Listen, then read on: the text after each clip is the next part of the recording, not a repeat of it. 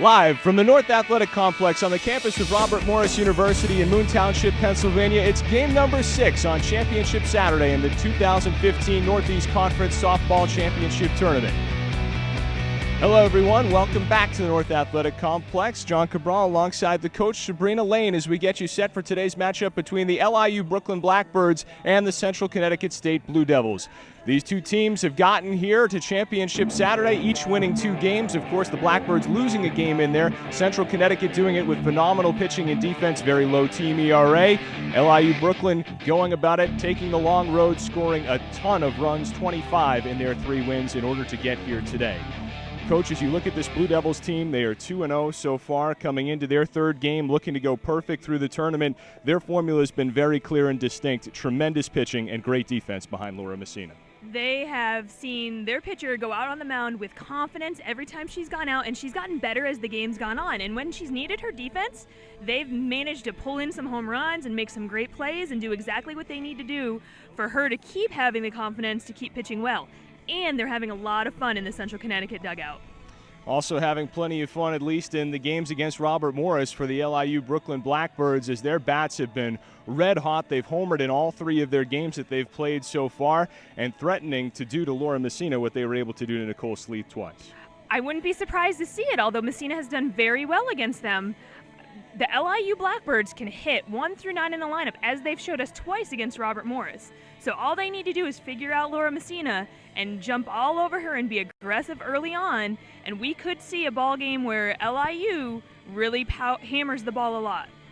The Blue Devils need a win here today to claim the championship. The Blackbirds, coming out of the losers bracket, need a win to force another Game 7, which would also come your way today should it happen on NEC Front Row. First, the Blue Devils going to look to see if they can take care of business, and we'll find that out next here on NEC Front Row.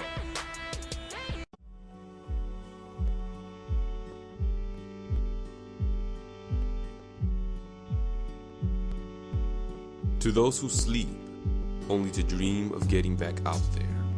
To those whose ambition fuels them to run further, jump higher, and train harder. To those who see beyond the game, beyond the crowd, the win, and the glory, fostering a future that stretches beyond the playing field into the classroom as well as the community. This is more than a sport. It's a way of life, a calling, a passion, a challenge. 24 hours a day, 7 days a week, 365 days a year. This is NEC Pride 365. Opening Memorial Day weekend, experience Laugh Track, our all-new 13th coaster, and relive the thrill of all your favorites. Visit HersheyPark.com to save more than 30% on tickets through May 31st and discover your Hershey Park happy. Thank you. Very good game. Welcome in live to the North Athletic Complex at Robert Morris, where we've got the Central Connecticut Blue Devils taking on the LIU Brooklyn Blackbirds on Championship Saturday. Devils get 2 shots to win once here today, so they can wrap this up with a victory. LIU Brooklyn, of course, trying to force a decisive Game 7. John Cabral alongside Sabrina Lane, and there you get a look at Archer taking her warm-up tosses in the circle. And for Nicole Archer, really, she is the big question mark as we come into this game. Just what kind of a performance can the Blackbirds expect to get out of her? Because you know Messina will be solid. All she needs to do for her team is to be solid and for them to bring the bats. And she's one of the bats they're going to bring. She's one of the best hitters in their lineup. So all she really needs to do today is she just needs to be solid. She doesn't need to do anything spectacular on the mound because Central Connecticut is not one of the more dominant hitting teams in the league. They've lived this season behind the pitching of Messina. You get a look at today's Hershey Park starting lineups, brought to you by Hershey Park. And Central Connecticut still looking to wake up their bats. Gotten a lot out of Rensel in particular, and Black as well. A lot of hits from the top of the order, but haven't had a big offensive game yet in this tournament. It should be interesting to see. One of the things we need to remember is these two pitchers are both first-teamer, both Northeast Conference first-teamers. They both have the experience. They both know what they're doing. And they're both seniors. This is their last go-round. This is their last rodeo. Whoever can come out today and survive is going on to the NCAA tournament. Whoever doesn't is going home. John Palco, you saw there behind home plate today. Nate Nagel has first base, and Brian Sonic has third. LIU Brooklyn is the home team for this game by virtue of their having met before in the tournament. Ball one misses down low to Brittany Camara. Camara, the designated player today. The rules are the higher seed is the home team in this tournament unless they've already played, which these two teams have. A 6-2 win for Central Connecticut over LIU Brooklyn yesterday. That pitch fouled out of the way, and the count now even at 1-1. Camara batting .262 on the year.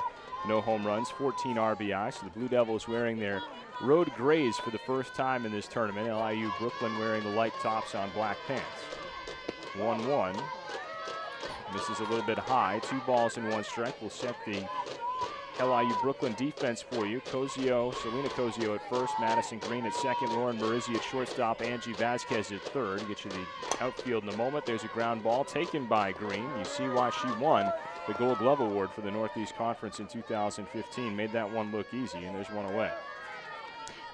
This is what she needs to do today, what Archer really needs to do today. She needs to get some ground balls, make her defense do some work, get some fly balls. She's not going to be overpowering and get a lot of strikeouts, but if she can get them to swing early in that bat, she won't throw a whole lot of pitches because it's going to be a long day for LIU. First pitch to Ashley Black misses low. Black batting .296 off a 3-hit game yesterday. No home runs, 8 RBI. From left to right in the outfield for the Blackbirds, Ariana Lopez, Kylie Mulholland, and Whitney West. That one misses up and in. Victoria Zamora behind the plate catching Archer, who's 9-7 on the year with a 5.25 ERA. She's made 25 appearances, 14 of them starts. She's got 97 and a third innings, allowed 79 runs, 73 of them earned on 107 hits as that one misses downstairs. 68 walks to only 51 strikeouts, opponents hitting .279 against her. So Archer, not somebody that's been able to put up the staggering strikeout numbers like Messina has over on the other side, so she's going to need to pitch to defense today. But issues a 4-pitch walk there, and the Blue Devils have their first base runner. Black aboard at first with 1 away for Kat Malcolm. Malcolm batting .351 with 6 home runs and 28 RBI. She's the team leader in all 3 categories. Malcolm made what proved to be a very big play in yesterday's game as she was able to rob a 3-run home run in the 6th inning of the matchup between these two teams. Malcolm's also a senior, so she's got a lot to play for today, and she was second-team All-Conference as well. So she's put up some numbers consistently throughout the year to be a powerful hitter right in this situation. Was off the bat of Kylie Mulholland and ended up proving awfully important. Ground ball down to third base. Vasquez up with it, throws across, not in time. Legging that one out as Malcolm just barely beats it for the infield hit. Runners at first and second with 1 out.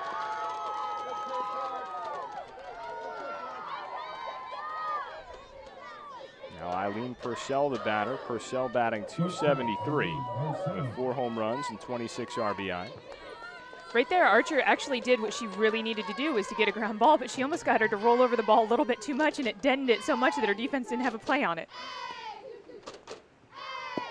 First pitch misses down low, so Archer now, after the 4-pitch walk, has allowed an infield single and now falls behind Purcell. It's top of the first, so very important for these Blackbirds, who have yet to play with a lead against Central Connecticut. Fastball misses high and in. This is looking a little familiar. It looks like what we ran into yesterday with the way the game started, with Central Connecticut getting some runners on early and moving some things around. So it'll be interesting to see how this plays out.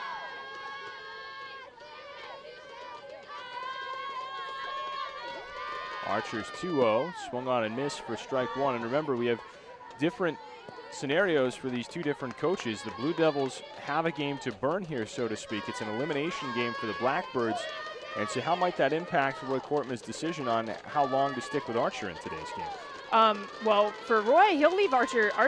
He's going to live and die with Archer today. That one blasted to shallow left, dies out in the outfield. Lopez has got room, and she brings it in for out number 2.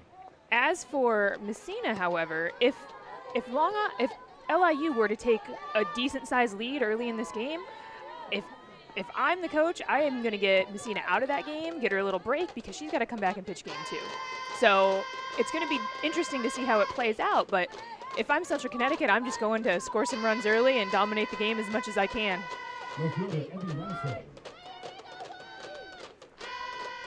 A little bit of a cooler day today as we get started. A little bit of cloud cover, 81 degrees as that one misses low and inside. But even with that, as the humidity starting to escalate, you also have to factor that in as far as a pitcher's stamina over the course of a day. You don't want to be wearing them out in a game you know you're not going to win.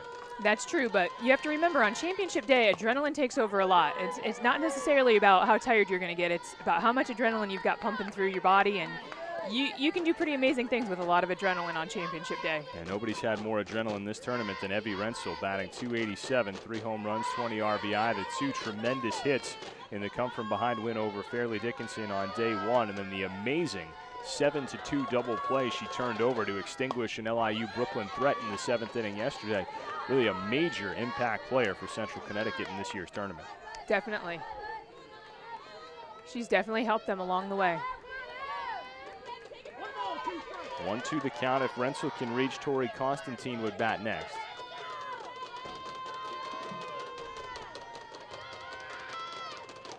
1-2 pitch, waved at and missed, strike 3. So Archer gets into and then gets out of a jam in the first. No runs on a hit, no errors, 1 left at the end of 1/2 inning of play. Your score, Central Connecticut nothing, LIU Brooklyn coming to bat. You're watching the 2015 NEC Softball Championship on NEC Front Row.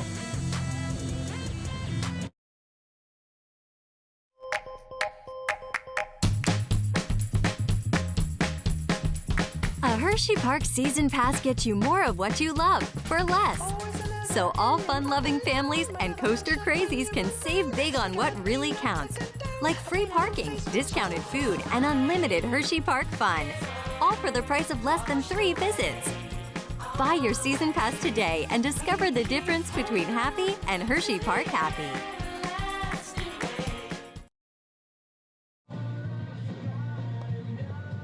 Bottom of the first inning for Moon Township. LIU Brooklyn going to get their first cuts at Laura Messina. Messina has been stellar in 2 victories for Central Connecticut in this tournament. And she's now up to 26-8 on the year with just a 1.15 ERA.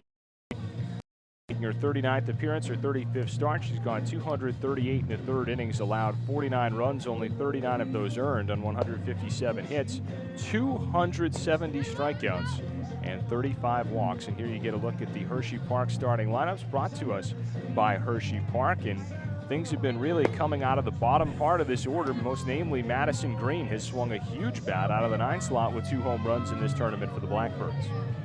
Madison Green, she's an all-around player. She was she was the Gold Glove winner for the Northeast Conference, so she's a great defensive player, and in this tournament she's really stepped up with the bat out of that 9 spot.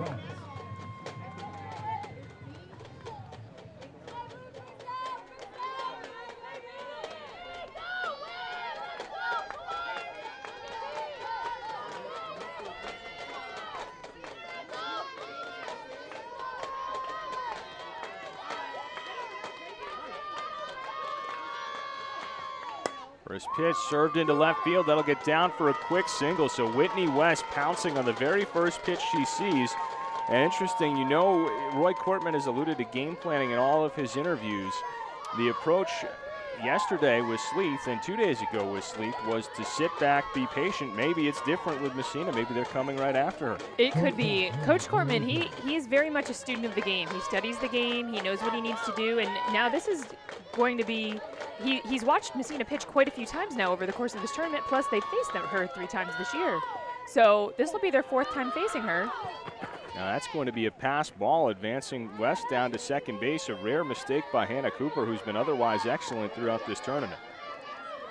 But again, this is going to be their 4th time facing her. So, I mean, they should have a better game plan, a better approach going into this game. And I'm sure, you know, he's really worked with his athletes to make it happen. Marizzi swinging away is going to hit that one through the right side for a base hit. They'll be aggressive, send that run home. The throw to the plate, not in time. Marizzi trying to take second, and she is safe.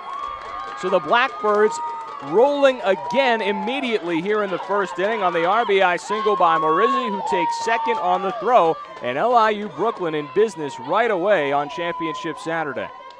They're jumping on her early. They're not going to let her work her count. They're not going to let her work deep into the count at all, and I'm sure that's part of their game plan. They are going to get that first or second pitch that she throws in there for a strike. They're going to attack. So Marizzi picks up the RBI, which is her 25th of the season. Catcher Victoria Zamora. brings Victoria Zamora up to the plate. Zamora batting .302 with 5 home runs, 23 RBI. And we're far from finished here in the first inning as once again, Blackbirds have a runner in scoring position with nobody out. Zamora, Northeast Conference Rookie of the Year, brings a big bat right now. Fastball misses just away for ball 1.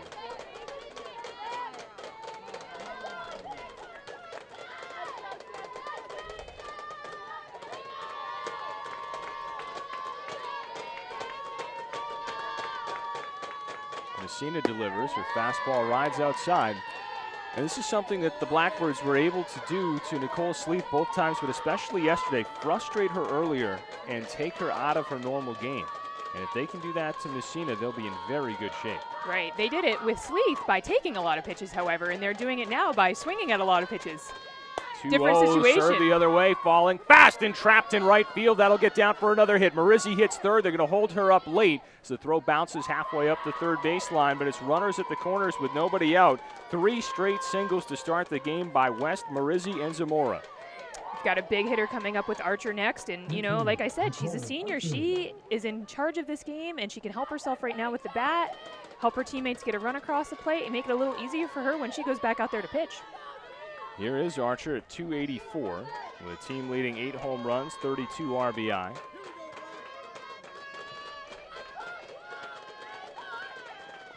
First pitch, fastball outside corner, strike 1. Very important for Messina here with a runner at third and nobody out to get ahead in the count. She doesn't look flustered yet, which is a good sign. Messina's 0-1, misses just low.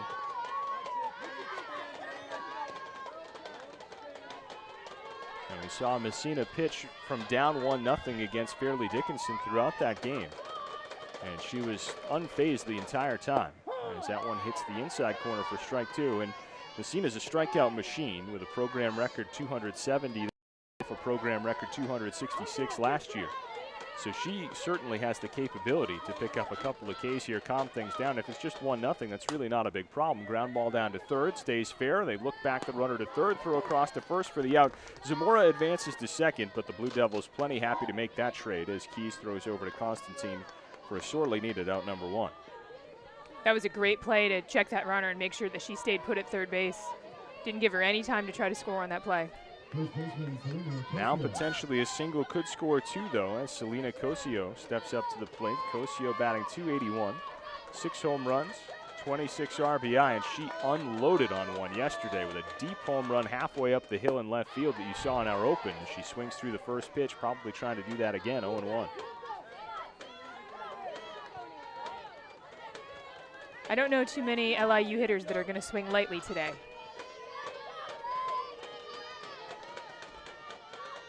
Messina winds, and that had just enough rise on it to get out of the strike zone, and his pop foul. Good late life on that pitch. Now she's where she wants to be working ahead. This is where she's most comfortable. She can throw anywhere she likes in the 0-2 count. They set up outside, and the pitch misses away.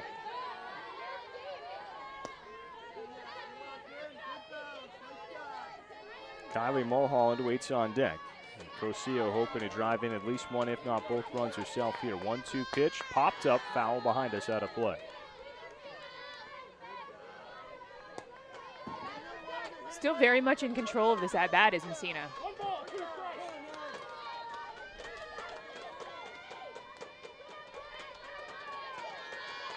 Messina winds and fires. That one misses very much high and away. Evens the count at 2-2, and Messina really just throwing to see if Cosio would get herself out. Trying to get her to nibble a little bit, trying to get her to chase something a little high. Those rise balls are good for that. Now the 2-2 right down the middle, lifted high, deep to left field, should be deep enough to score a run. Playable for Rensel, who makes the catch. Tagging from third is Marizzi. She will get in, and the trail runner will advance to third. So the throw not cut off comes through to the plate, and LIU Brooklyn not only takes a 2-0 lead, but gets Zamora over to third on the sacrifice fly by Cosio. 2-0 Blackbirds. That's a great at-bat by Cosio. She fell behind early, and she still managed to make good things happen by putting that ball in play. Center fielder, Kylie Mulholland. So now Kylie Mulholland, the batter, to see if the Blackbirds can finish mopping up. Got 3 straight singles to start the inning. 2 of them are in. Mulholland batting .282, 4 home runs, 17 RBI. Fastball misses away. Either way, Blackbirds will send 6 batters to the plate in the first inning, meaning they will get all the way through the lineup in just 2 innings against Messina. That one driven, well but foul. Riding up inside. That was a good job throwing her hands out there on that inside pitch, showing that she will swing at that inside pitch, so Messina's going to have to really think about coming back inside again.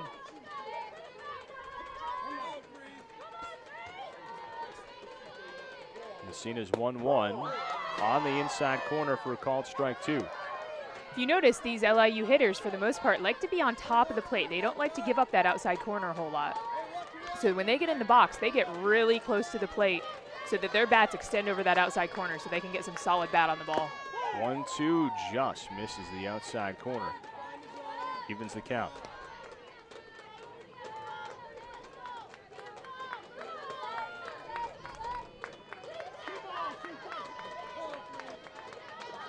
Messina delivers. A pitch swung on, fouled off toward Roy Cortman in the third base coach's box. Still 2-2.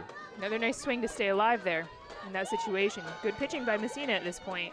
She still looks confident to me. I don't think she's very flustered considering she gave up 2 runs so far this inning.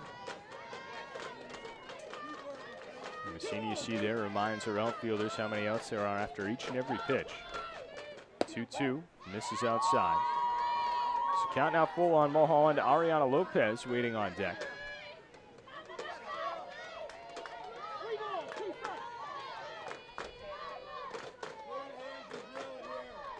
Here's the payoff pitch, lifted high, not deep into shallow left. Coming in is Rensel, and she puts it away for the out that retires the side. But the Blackbirds strike again. 2 runs on 3 hits, no errors, and 1 left at the end of 1 full inning of play. Your score: Blackbirds 2, Blue Devils nothing. You're watching the 2015 NEC Softball Championship on NEC Front Row.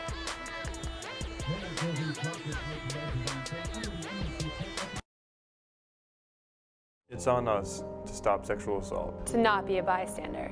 It's on us to be part of the solution. To help keep both men and women safe from sexual assault. It's on us to recognize that non-consensual sex is sexual assault. To identify situations in which sexual assault may occur. It's on us to help friends get home safely. To step in before something happens. To never blame the victim. It's on us to stop sexual assault. We are the Northeast Conference, and we've taken the pledge to stop sexual assault. Now it's your turn. Take the pledge at itsonus.org.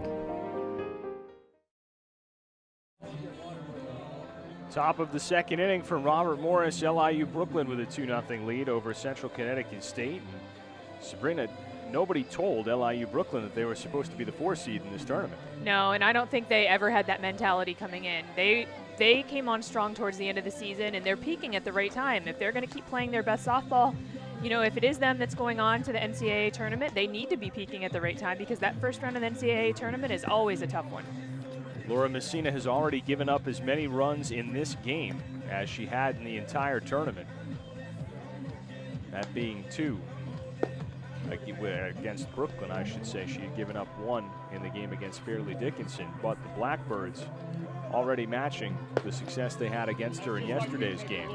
And it's up to the Blue Devils now to try to swing their way back into it. Tori Constantine, Hannah Cooper, and Mackenzie Keys will be the batters due in the second inning, 6, 7, and 8. On the season, she's batting .277 with 5 home runs, 25 RBI.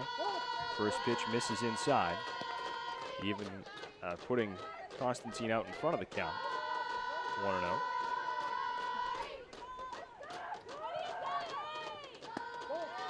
Fastball misses up high. These Blue Devils are going to have to bring some offense today. They're not going to win this tournament without hitting the ball a whole lot. They're going to have to score some runs. So they're just going to have to look at their approaches at the plate and their approaches with Archer and make some things happen. Archer again misses low. She threw a 4-pitch walk to Black back in the first inning, but she already had 1 out to her credit then. Definitely does not want to run the risk of a leadoff walk, protecting a 2-0 lead at the moment. Central Connecticut coached by Brianne Gleason, working the third base box for the Blue Devils today. 3-0 misses down low for ball 4. And Constantine advances on a leadoff walk. Those leadoff walks tend to come back and bite you, so let's see what happens here, how Archer is able to work her way out of this. We're going to have an early pinch runner over on the Central Connecticut side.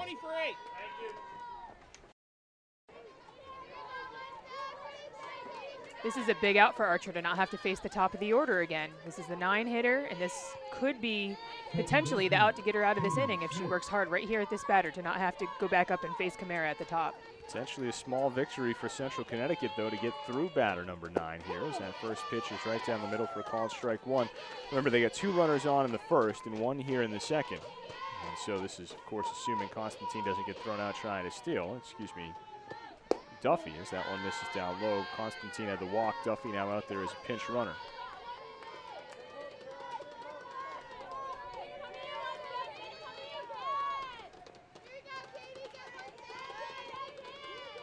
Archer's 1-1, fouled off left side. Archer's really doing her thing out there. She looks really relaxed, and she's just throwing her game. She's making some nice pitches and trying to get those batters to swing over the top of or underneath everything she's throwing.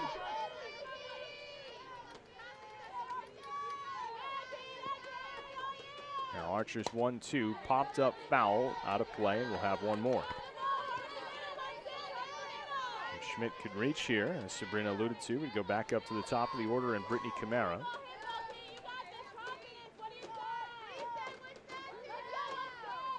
Archer fires, this one lifted high and deep to left field. It's got home run distance, and it is a foul ball. Ooh. That was Very a close one.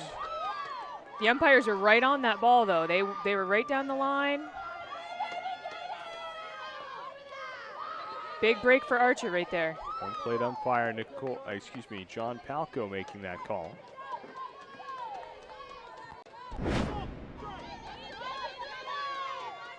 Can't really tell from that camera angle. It did appear to be wide. We don't have the best vantage point on it here. Ground ball down to Vasquez. She's up with it, makes another dynamic play, throwing on the run to retire Schmidt and end the inning. So Central comes oh so close to tying it up, but they end up coming up empty in the second inning. No runs in the inning on no hits, no errors, and 1 left to board. And at the end of 1.5 innings of play, your score, Blackbirds 2, Blue Devils nothing. You're watching the 2015 NEC Softball Championship on NEC Front Row.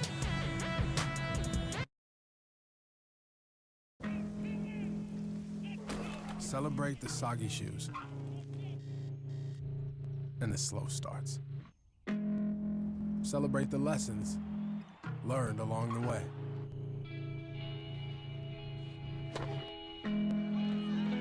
These are the wins. Not the shiny, nail-biting kind. These are the last a lifetime kind.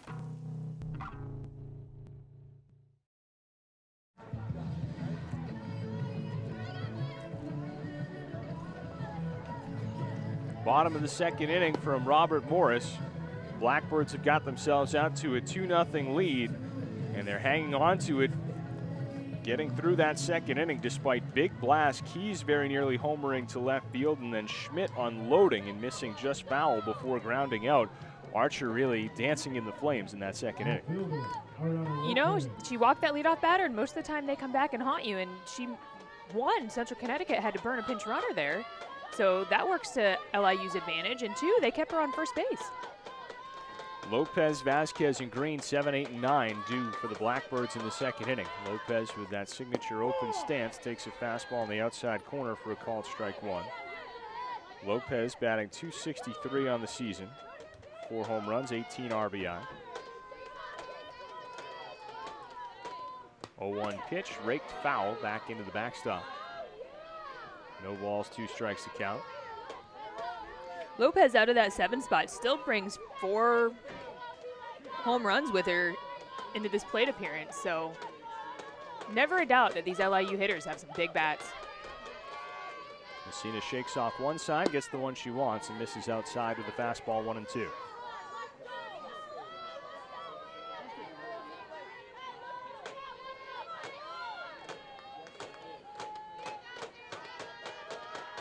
Messina delivers, misses high and away that time.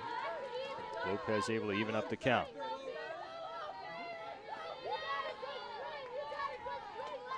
Blackbirds a very difficult out in this tournament, as Robert Morris learned the hard way. They had a pair of run rule losses over the last 2 days. Ground ball right back to the circle. Messina does a good job to trap it, has to hurry the throw, and actually threw a softball pitch over to first base to record that out. You don't see that very often, but if she's more confident throwing the ball that way, hey, it's all about getting the out. One away now for Angie Vasquez. Vasquez, the third baseman. She's made stellar defensive play, one after the next, including the one that ended last inning. At the plate, she's batting .223, 3 home runs, 19 RBI. Messina's first pitch popped up foul, and Roy Cortman's got to be very excited about having Vasquez, the prospect of having her on the hot corner for 3 more years, given the way she's played in these 3 days. She's been tough. I mean, she could be that NEC Gold Glove winner by the time she's a senior, if not next year. 0-1 pitch, raises up out of the zone. Well, third base position is such a tough position to play, too. The likelihood of you making a lot of errors over there is huge. So the fact that she's played so comfortably over there is impressive. 1-1 lifted into left field. Renzel going back, gets crossed up. It's off the wall right between the 4, and strolling into second with a stand-up double is Vasquez with 1 away. I really like her approaches at the plate. I liked them yesterday. She approaches and she just gets in there and she hacks away, and she takes some nice cuts of the ball, and when she hits it hard. 4th hit of the game already. LIU Brooklyn just blasted that one. Renzel never really got a good look at it, not that it would have been playable anyway. And now Brianne Gleason going to come out and hold a meeting in the circle with Messina, as it's very important for them here that they don't allow this lead to grow any larger. Archer carries a relatively high ERA, but a lot of that comes because of the quality of competition that this team has played. We talked back in the first day of the tournament about the tournaments they played early in the year down in Florida, out in California, playing against Power 5 conference schools all the time, not being afraid of playing those teams, but taking their lumps along the way, and it's impacted the team ERA in a big way. Right. It's one of the things that Coach Cortman really believes in, is to expose his team early to some of the best teams in the country, and it's going to help them play better as the year goes on. And they may take their lumps early on, and they may take some big losses, but at the same time, it's making his team better. Messina out in front, 0-1, hits the same spot, same results. We'll see if she can go right there on Madison Green again, as that appears to be the game plan. Green has been eating pitching alive out of the 9 slots so far in this tournament for the Blackbirds. 2 home runs. And that one just missed outside. Messina trying to go a little farther off the same target and missed. One thing you need to keep in mind, too, is the majority of Coach Cortman's team comes from the California area. So for him to go back out there and play some tournaments lets these players play in front of their family and friends. Ground ball up the middle and into center field for a base hit. Hitting third and putting on the brakes wisely is Vasquez. It's a single for Madison Green, who continues to be the pest of the tournament. Out of that 9 slot, runners at the corners with just 1 away. Vasquez over to third, and now West coming to the plate. Dangerous situation for Messina. She's really got to bear down here and make some confident pitches.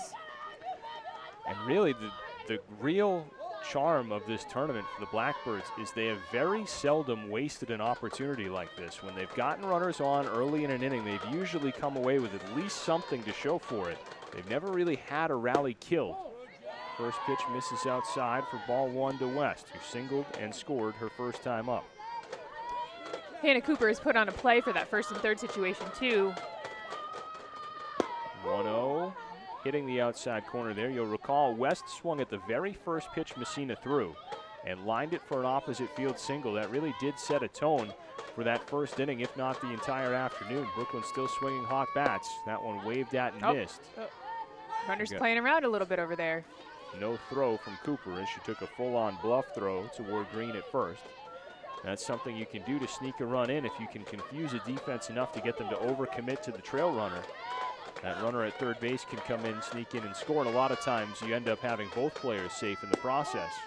Definitely, and it's something that I've seen Coach Cortman do in the past. As an opposing coach playing against him in this league a few years ago, he's a little sneaky when he does some things. So, You know, I wouldn't be surprised if he gets that runner in motion somehow and tries to draw a throw. 2-2 fouled straight back. As an opposing coach, if you were in Bree Gleason's shoes, do you tell your defense, I don't care about the runner at first? No, not necessarily. You saw Hannah Cooper put on a play. There's a couple options as to what she could do here. I mean, she could have the throw cut off to second base. She could try to throw through and get an out. With only one out, though, that's a tough situation because you really don't want to give up another run here. 2-2 pitch hit on the ground to third. No play for the runner at third. The throw across is errant, so the run will come in and score. Extra bases galore, and it'll be second and third with still just the one out. And another run in for LIU. Brooklyn, they lead it 3-0. That should have been an easy play to help them get an out here and keep that run from scoring. So it'll be no RBI for West there, as that runner had come to a complete stop prior to the throw. Second straight time West has gone the other way with the ball. And you saw no chance for Constantine there on the high throw. Now this is frustrating as a pitcher. Now we might start seeing her get flustered because she got the ground ball that she needed and she needed her defense to make a play. And that gets frustrating as a pitcher to watch your defense make a big mistake that cost a run, and now you have runners on second and third. Fastball hits the outside corner for a called strike one to Lauren Marizzi. Marizzi had an RBI single her first time up, but equally important on that play, on the throw home, she was able to go down and get second base, which is what enabled the Blackbirds to score a second run later that inning, as she takes a big cut and misses at that pitch. Absolutely. You'll notice that the Blackbirds take those extra bases. They're not going to leave those bases open if they don't have to. They're going to go swipe them up. Get as close to home plate as you can. Messina deals, misses outside. Very disciplined hitters in this Blackbird lineup. You've seen both Sleeth and Messina go to what they're accustomed to doing. That's ahead in counts, throwing outside the zone. They're probably accustomed to having lesser teams swing and get themselves out. Just hasn't happened with this Blackbird lineup, and there's another instance right there. Umpire John Palco has established a zone, and it doesn't seem to be frustrating either pitcher. So obviously, you know, it's a zone right around the plate. So now it's just pitching to that zone and finding that zone. And right now, I mean, it almost looks like that last pitch was almost in the batter's box. She's missing by a good 6-7 inches. Messina's gone away, away, away, has not gotten any calls. And the count now full to Marizzi. Payoff pitch, foul tipped into the mitt, and what a squeeze there by Cooper. Huge out for the Blue Devils.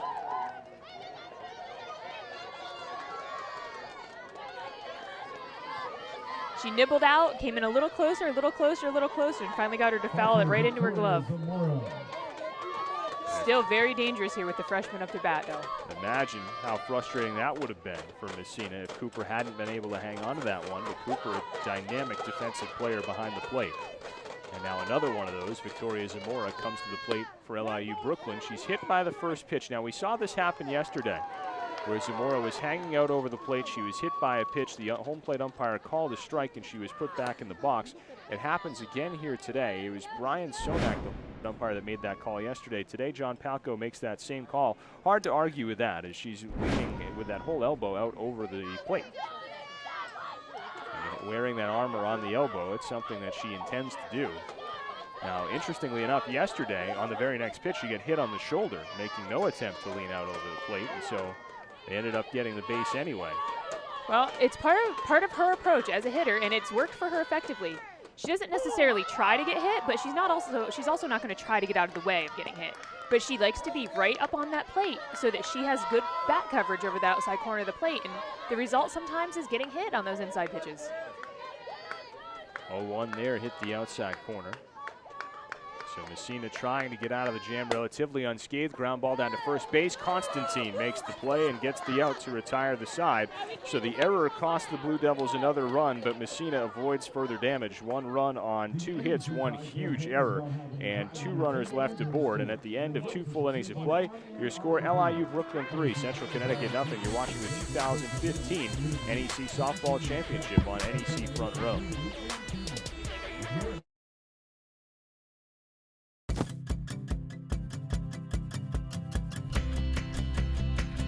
How did I win that new account?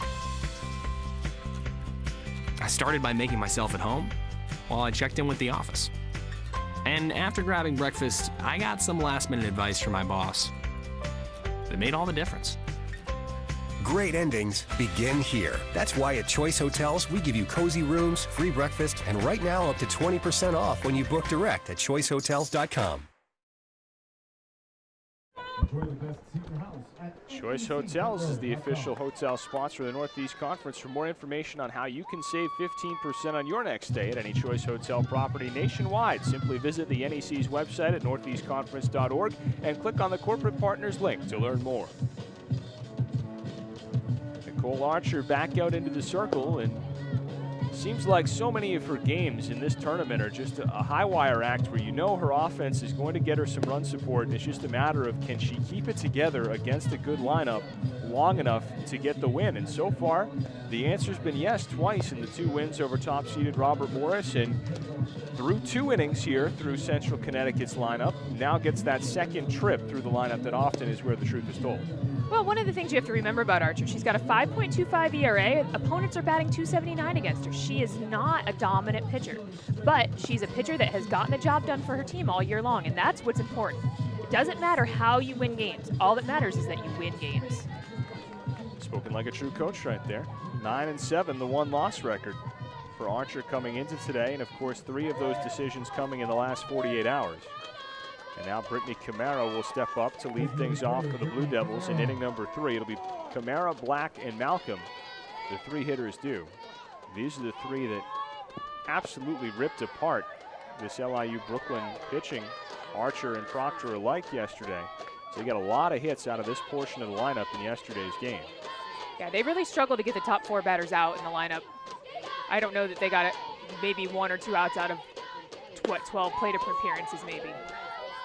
Cut on and missed right there. Malcolm was 3 for 3. Black was 3 for 4. And Camara was 2 for 3. Got on base 3 times and scored a pair of runs in that game yesterday. This one lifted high, not deep into shallow right field. Green going back makes the over-the-shoulder catch on the pop-up for out number 1. Again, keeping that leadoff runner off base in the 3rd. Right there's your Northeast Conference Gold Glove winner. That's a great catch. That was a very, very tough play. This is the 4th meeting in 8 days between these 2 teams, as it was last Saturday that LIU Brooklyn swept a doubleheader between these 2 squads that pushed the tournament out here. First pitch popped up toward the circle, making the call from second base is Green. She catches her 2nd consecutive pop-up to retire Black for out number 2. A win in either of those 2 games for Central Connecticut would have allowed them to host this tournament. And you can't help but feel they'd much rather be home than here right now. Well, I think anyone would rather host a game at home, but you got to remember, as a coach, you have to remember sometimes when you're home on your own campus, as much as it's great to play in front of your home crowd, there's a lot of distractions there. Sometimes it's better to be in a hotel on the road where you know what your team is getting themselves into, and there's not as many distractions as there would be when you're on campus. Especially during senior week, as the 0-1 pitch ripped by Malcolm, but that'll be foul. Another very well struck ball, home run distance beyond the tarp actually, but foul. Archer 1 strike away from a rocking chair 3rd inning. What a statement that would be for the Brooklyn right-hander. 0-2 pitch rides high and away. I mean, the key for Archer today is to not throw a ton of pitches. Because again, LIU has to approach today as they need to play 14 innings. And that's a huge advantage being the home team in that first game, because if you win in regulation, don't have to throw that 7th inning. That's another one tattooed, but that's going to be foul. Central Connecticut putting some serious swings on Archer. Keys, Schmidt, and now Malcolm twice really driving the ball, but nothing that's produced any runs for the Blue Devils to date. 0-2 busts inside. A lot of extra zip on that fastball from Archer. Misses in for ball 1.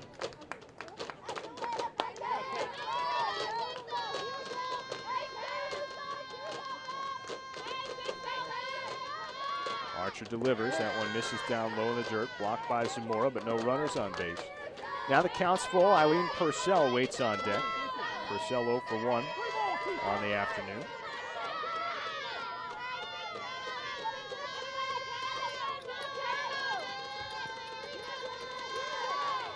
Payoff pitch misses down in the dirt. So from 0-2 to a walk for Kat Malcolm, who was able to totally reverse that plate appearance around. And Archer will not get that 1-2-3 inning that would have been so restorative, as you were saying. That's a tough at-bat for Archer. She, like you said, you know, she jumped ahead. She was 0-2 on her, and then she just came all the way back and threw her 4 balls. Now Purcell, the cleanup hitter, comes to the plate with a runner aboard. 0 for 1, flew out to left field her first time up, get a very good swing on the ball, and takes ball 1 outside here. We've got the X factor in Evie Rensel waiting on deck. Somebody you don't want to deal with in any circumstances, the way this weekend is played out. 1-0 pitch misses high and away. Taking a big lead off of first was Malcolm, but she'll put on the brakes and head back. Hitters count now as Samora will go out to chat with Archer. 6 straight balls by Archer in this spot with 2 out. That walk to Malcolm isn't a terribly detrimental thing with 2 outs, just because Malcolm is their best hitter by a good 60 batting average points. So walking her in that situation isn't necessarily horrible, depending on how you come back and get this next batter. 2-0 pitch on the outside corner for a called strike 1. And you can see how much Laura Messina is involved in this game in the action as she's in the edge of that home plate camera shot, cheering on her teammates from the very outskirts of the Central Connecticut dugout. 2-1 misses. Ooh, framed nicely by Zamora. And called a strike now, 2-2.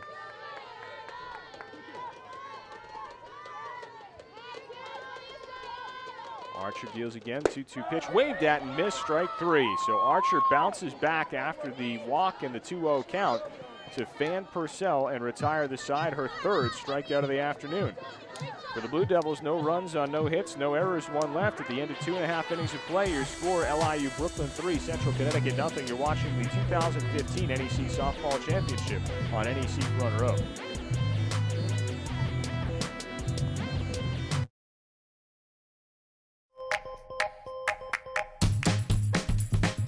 This summer, do more of what makes you happy. Laugh more, make new friends, and spend more time upside down. With our Ride, Dine, and Play Pack, your family can save big on rides, games, and food. So you can spend more time playing and less time planning.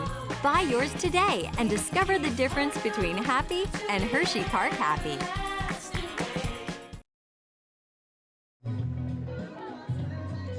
Bottom of the 3rd inning for Moon Township, Pennsylvania. You see Laura Messina going back through her warm-up tosses, and she has got to figure out this Blackbird lineup before it's too late. Sabrina, what has she got to do to get back in the dugout with a goose egg on the line score?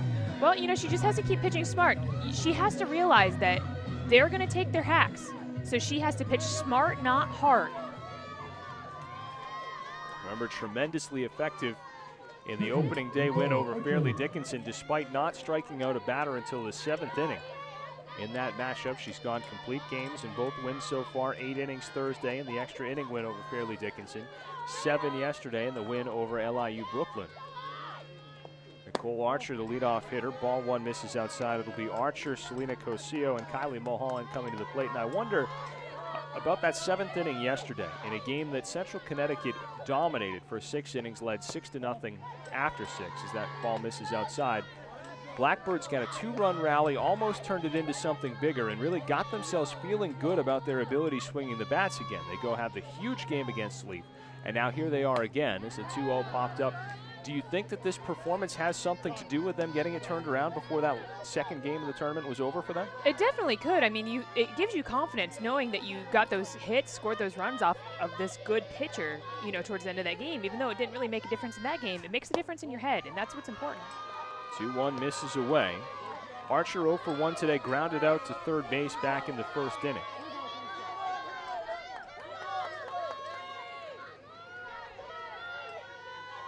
Messina to the line, delivers, it's popped up and fouled out of play. So full count now on Archer, good leadoff at bat for Archer. And remember, LIU Brooklyn is the home team in this game, so they've already pitched through the 3rd inning. And if they can widen this lead out again, they could be in that same type of territory they've been in for their other 2 wins. But they're starting to run away with a game early. That one fouled off by Archer. Archer's taking some pretty good hacks at the ball here. She's not going to go down lightly if she's going down. Payoff pitch from Messina, fouled off again. And this is, of course, a pitcher versus pitcher matchup. And remember, Archer certainly knows, as well as anybody, the cumulative toll that at-bats like this can take on a pitcher over the course of a day. And the idea is to make Messina pitch 2 games, and a bat like this could go a long way toward having success in a 7th game should they get there. Payoff pitch misses high and away. Tremendous leadoff at bat by Archer, and she's aboard. Second time now in 3 innings that the Blackbirds have gotten their leadoff hitter aboard. The more pitches that the Blackbirds can make Messina throw, the more to their advantage this game is going to go. So Archer aboard at first, nobody out. Selena Cosillo, the batter. Cosillo does not have an official at bat, but she delivered in a big way in the first inning. A sacrifice fly to deep right field that allowed Lauren Marizzi to come in and score. Now Archer's going to be pinch run for Carly Brady, going to go out and run at first base to give Archer a little bit of a breather here so she can focus on her pitching and get out of the sun for a while. Seen Brady in a few pinch running situations for the Blackbirds, and they would love nothing more than to get her all the way around. Number 9, first baseman, Selena Cosillo.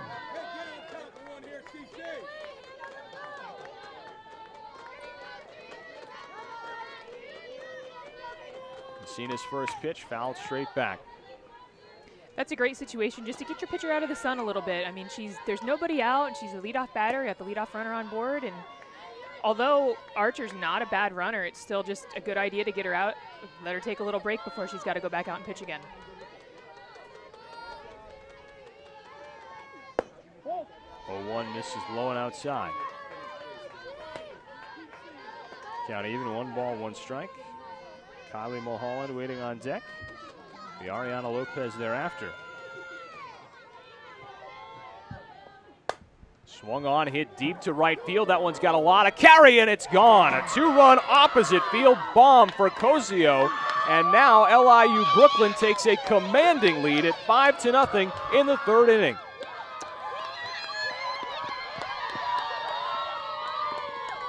That almost was a waste of a pinch runner. She could have jogged around the bases. That's for sure. Cosillo not getting cheated there, driving it the other way, gone. Home run number 7 on the season for the junior. There's another look. Blackbirds all over Central now. Now, if I'm Coach Brianne Gleason, I have to start thinking about getting Messina out of this game, get her in the dugout to get a little break so that she can come back and pitch game 2, because you absolutely need her to be in pitching game 2. Is there a magic number of runs in mind that you have as a coach in a situation like that? 5 might be a little too few, but is 6 too many? 6 in my mind is normally it. 8 is where the run rule lies in softball. So 8 is normally that point where, you know, obviously, based on the NCAA rules, people think that you cannot come back from that. Obviously, you can come back from that deficit, but it's tough.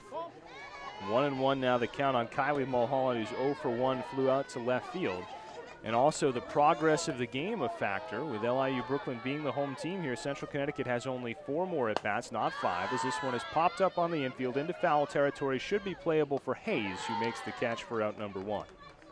One of the things you need to keep in mind, too, is that Messina could come back in the game. If Central Connecticut's bats wake up, she could come back in the game if this game gets a little bit closer. So it's not a bad idea to get her out and get her a little rest. And talking to Brianne Gleason in the days leading up to this tournament, she told me, I asked her directly, you know, will it be Messina throwing every pitch in the tournament? And she said, you know, in all likelihood, yes. She said, even when she's struggling, she's still one of the best pitchers in this conference, even when she's not at her best. And that's the situation she's in right now, is that pitch in for a called strike.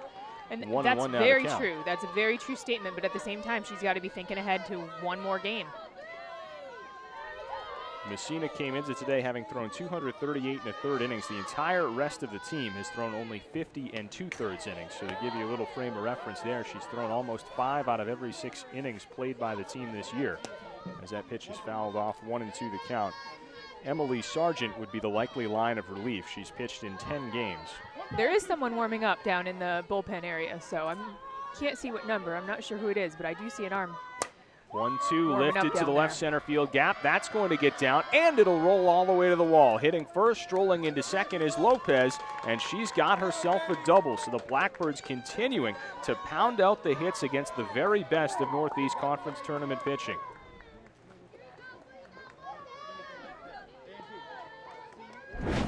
Seven of the 9 batters in this lineup have a hit already, and we're in the 3rd inning. Now you can see the frustration starting to set in for Messina. She almost looks a little angry. Angie Vasquez, the batter. Remember, Vasquez hit a missile, and her only sin was hitting it too hard as the ball was struck such a low line drive that it hit off the fence, but as well struck, if not more so, than the home run ball. Is that one in there for a called strike one? After Vasquez, it'll be Madison Green, and Madison Green has not been your average number 9 hitter in this tournament for the Blackbirds. Fastball popped up, but foul out of play, now 0-2. Only one strikeout so far for Messina. It was in a jam to pick up a second out last inning. He's faced with a similar predicament here in the third. 0-2 pitch dug out the other way, and it is caught in shallow right field by Black. Lopez will stay put with 2 away. She was tagging and she thought about making a move on that, but she changed her mind. Remember, with that being the second out of the inning, you hate to make the last out of an inning at third base and also be off on contact in any 2-out situation, so the advantage you get from second to third base with 2 out, not as great as it would be with 1.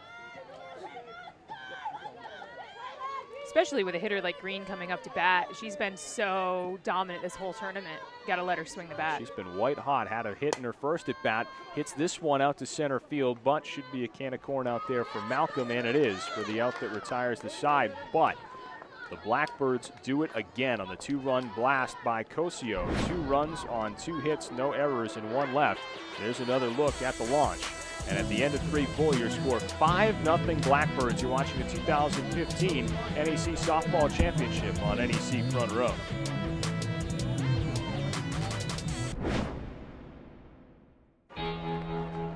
Cheer for the stumbles.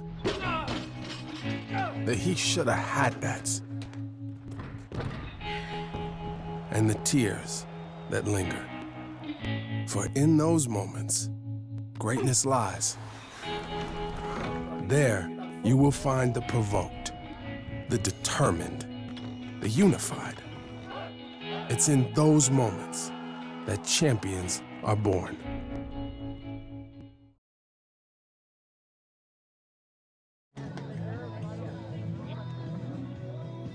Fans, be sure to download the free NEC Run on the app.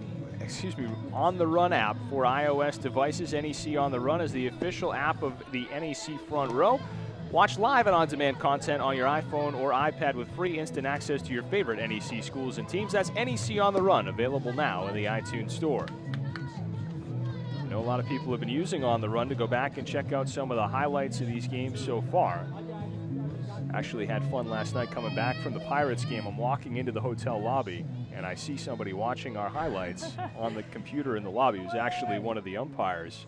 Oh, very It's not cool. working today, John Morgan. We actually had a nice chat about the game last night. But yeah, NEC Front Row. He had the Slowly opportunity but to call that surely. perfect game yesterday. That's right. So as an Take umpire, it that's over. even special to call a perfect game. That's exactly what he was looking at, too. First pitch of the inning up, and that hits the batter in the helmet. And so trotting down to first base will be Whitney West. Is certainly one way to get on. The helmet, of course, is thick, and that ball on the rise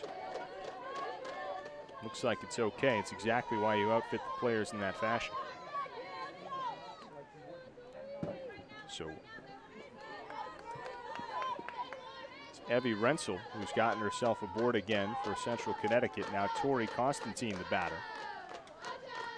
First pitch right down the middle for a called strike 1. Constantine worked a walk back in the second inning and then was pinch run for, but was unable to advance. Bottom third of the order, unable to move it along. 0-1 pitch, misses down low and evens the count at 1 ball, 1 strike. It's actually a similar situation. Leadoff runners on board, nobody out. Good opportunity to try to chip away and score some runs here. 1-1, waved at and missed for strike 2. Constantine will be followed by Hannah Cooper and Mackenzie Keys.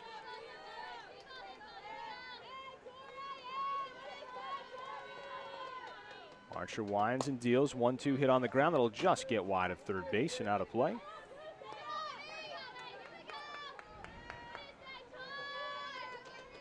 Archer's been able to keep this Central Connecticut lineup down for 3 innings. Finish line getting a little closer with each out she records. Here comes the 1-2 pitch, waved at and missed, strike 3.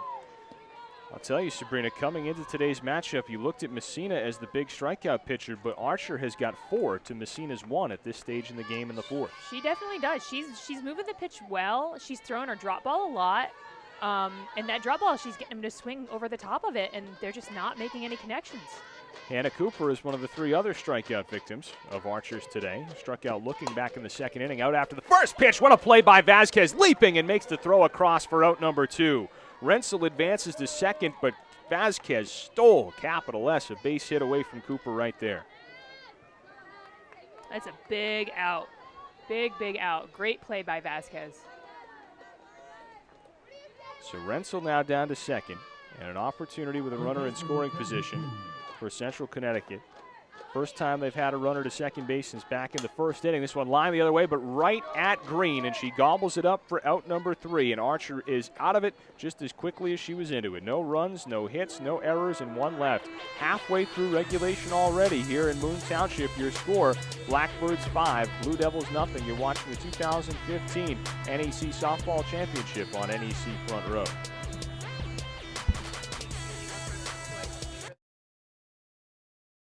You're a Northeast Conference fan. You want the world to know it. And there's only one place for you to gear up. NEC.teamfanshop.com. You'll find an awesome selection of over 1,100 items, including polos, t-shirts, hats, and more. Decorate your home, your office, or even your car with the best selection of NEC team gear anywhere. You'll also find great customer service, 365-day hassle-free returns, and fast shipping. So show the world you're a Northeast Conference fan. Head to NEC.teamfanshop.com.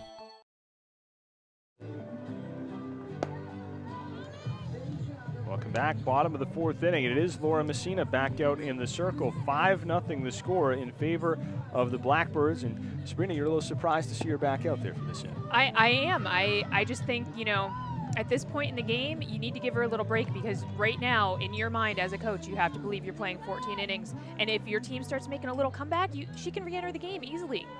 You can bring her right back into the game. And maybe a little break is what she would need to come back in and pitch her way, because right now she's not pitching her way. Blackbirds have scored in each inning so far, 2 in the 1st, 1 in the 2nd, 2 in the 3rd, thanks to the home run by Cosio. It's going to be the top 3rd of the order. Whitney West, Lauren Marizzi, and Victoria Zamora do.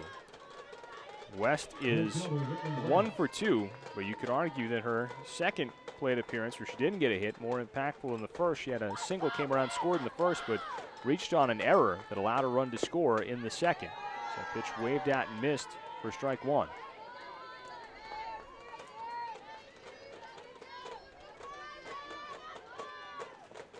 0-1 line right back up through the middle and into center field for a base hit. So Whitney West getting it done. She's been aboard all 3 times out of the leadoff spot for the Brooklyn Blackbirds. They're just placing balls all over the place. Hard hit balls to the outfield, seeing eye singles up the middle. LIU is really doing what they're good at right now, and that's just hitting the ball. Marizzi did a little of that back in the 1st inning, had an RBI single, came around and scored before striking out swinging in the 2nd inning. She bunts at the first pitch, diving attempt, and that's caught. They say it hit the ground. It's a tremendous effort by by Keys. That is one of the few spots on the diamond that I do have a good view of. No argument from Keys for what that's worth. 0-1 the count. It was a great attempt and great effort, and as a pitcher, you have to see that great effort. Another bunt. Keys plays that one in fair territory. And so they get the advancement to second. Is that worth picking up for the out, or should you try to let that roll and hope it goes foul? Honestly, I'd probably take the out there. Bunts are gimme outs. And being that she's a lefty slapper, she was probably going to try to lay down something little again, with another strike on her. So might as well take the out right there. And no promise that it would have gone foul, of course, as it was hugging the third baseline pretty good on its way up. The 1 out now, West down to second. Victoria Zamora, the batter. Zamora's 1 for 2. Singled in the 1st inning. And grounded out to first base unassisted to end the second. Takes ball one high and away. So all got started right away for the Blackbirds as West, Marizzi, Zamora all pounded out singles back in the first inning. And that one's in for a called strike two. I don't know that I noticed Messina shaking off as many pitches yesterday as I've seen her shake off today. So I don't know, maybe a pitch isn't working for her and she's not very confident in it right now, or maybe that's a pitch that they're hitting a lot of.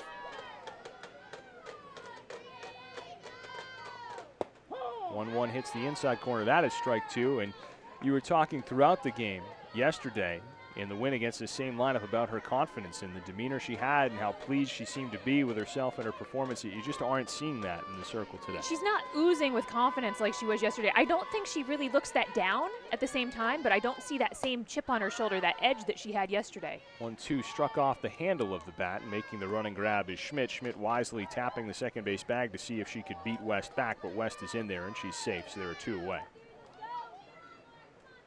That'll leave it up to Nicole Archer. Blackbirds really have not missed out on an opportunity, full stop, in this tournament offensively. And so here's Nicole Archer. It was really the first time in this whole tournament that the Blackbirds have had a rally in danger, as for the most part they were just shut down by Messina yesterday, with the exception of that home run taken away by Malcolm to end the sixth inning. 1-0 pitch hits the inside corner for a called strike one.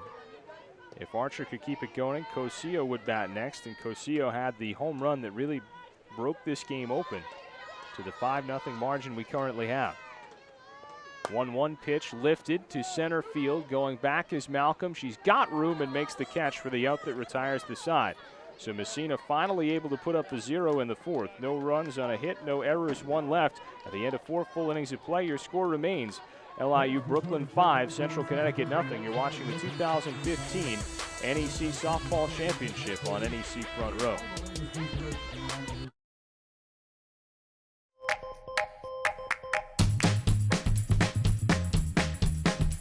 A Hershey Park season pass gets you more of what you love for less. So all fun-loving families and coaster crazies can save big on what really counts. Like free parking, discounted food, and unlimited Hershey Park fun. All for the price of less than 3 visits. Buy your season pass today and discover the difference between happy and Hershey Park happy.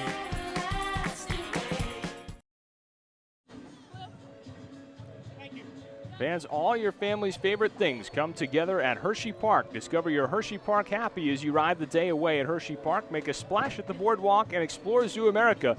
Buy tickets at HersheyPark.com.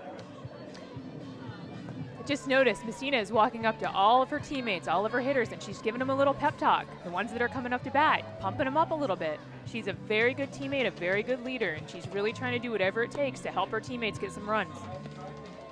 Moving into the top of the 5th inning here. Central Connecticut trailing by 5 runs at 5-0. They'll have Schmidt, Camara, and Black coming up, 9, 1, and 2 in their order. Remember, it was that top third of the order that had so much success against Archer yesterday that they actually chased her from the game. It's been a much different story today. What's Archer doing that's improved her performance day over day to such an extreme? I don't know that she's doing anything special, but she's just pitching. She's going out there and she's pitching her game. She's moving the ball around. She's throwing curveballs, screwballs, drop balls, rise balls. She's just doing what she needs to do to keep them off balance enough to get the ground balls and the fly balls she needs for her defense. Plus, she's getting a few strikeouts mixed in there. First pitch misses downstairs. 1 ball, no strike. Schmidt grounded out to third base her first time. One of a couple of fantastic plays Angie Vasquez has made on the hot corner for the Blackbirds.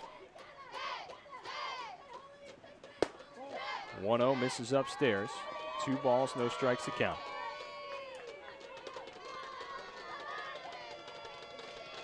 Central Connecticut hasn't made the adjustment they need to on her, though. That's a big part of the problem. They need to make an adjustment, and they need to pick, they need to make a decision. Are they going to go after her low pitches? Are they going to go after her high pitches? Are they going to go after her inside pitches or outside pitches? And they need to stick with it. Fastball misses down low there to Schmidt. So a 3-0 count. We have seen Archer get sloppy a couple of times and issue a pair of 4-pitch walks. He did it in both the second and third innings. Trying to avoid that fate against Schmidt here. 3-0. misses upstairs, and so another 4-pitch walk. And for the second time in a row, Archer hands out a free base to lead off an inning. Hate to do that, especially in the number 9 spot in the order. Definitely. You hate to walk that 9 batter with the top of your order coming up, especially with the good hitters that they have in the top of their lineup, 1, 2, and 3. Camara 0 for 2 in this game, but as we mentioned, had 2 hits off of Archer yesterday. In the first inning, grounded out to second. In the third inning, popped out to second, leading off both innings. Ball misses high, and this is a position that Roy Cortman's squad has been able to put opponents in consistently. Did it to Robert Morris twice, where you take the bunt off the table because of the size of your lead and the time of the game. Right. You don't need to bunt in this situation. You can't afford to trade outs for runs in this situation. Outs for runners, not even for runs. You just need to let your team do what they're good at. Now, if this person that's up to bat is good at bunting for a hit or, making some things happen, it might not be a bad idea to try to make their defense work. But as we've seen, their third baseman and their defense across the board doesn't make a lot of mistakes. So trying to force LIU to make errors is a very tough thing to do. Has Roy actually worn the glasses at any point during this tournament? I think they've been on his head the whole time, and it's been awfully bright. Perhaps it's just a style thing for him. I think so. I wonder if he's got a tan line on his head from the sunglasses. A little bit, looks like. So 5 straight balls for Archer. We'll see if the pep talk has an impact.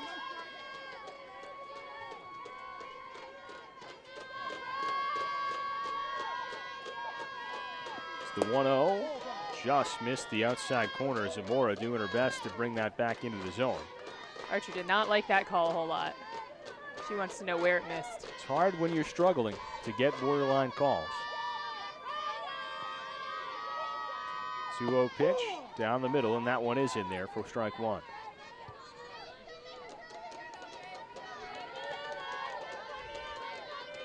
One of the things Coach Cortman probably mentioned when he was out there was just to relax. We have a 5-run lead. Nothing is, 1 base runner on is not a big deal at this point in the game, but you have to work hard for some outs. You can't let it get away from you.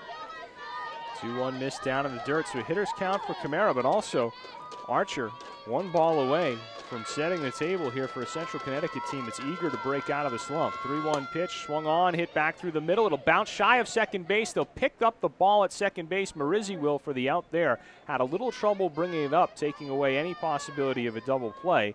Would have been difficult anyway, but they get the lead out, 6 unassisted on Schmidt, and Camara replaces Schmidt at first with 1 away.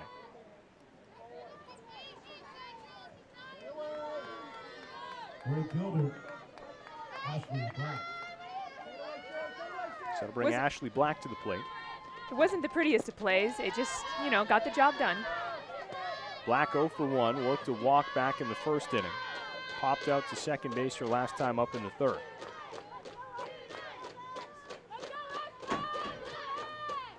One 0 pitch hit on the ground, foul wide of third. 1 ball, 1 strike now the count.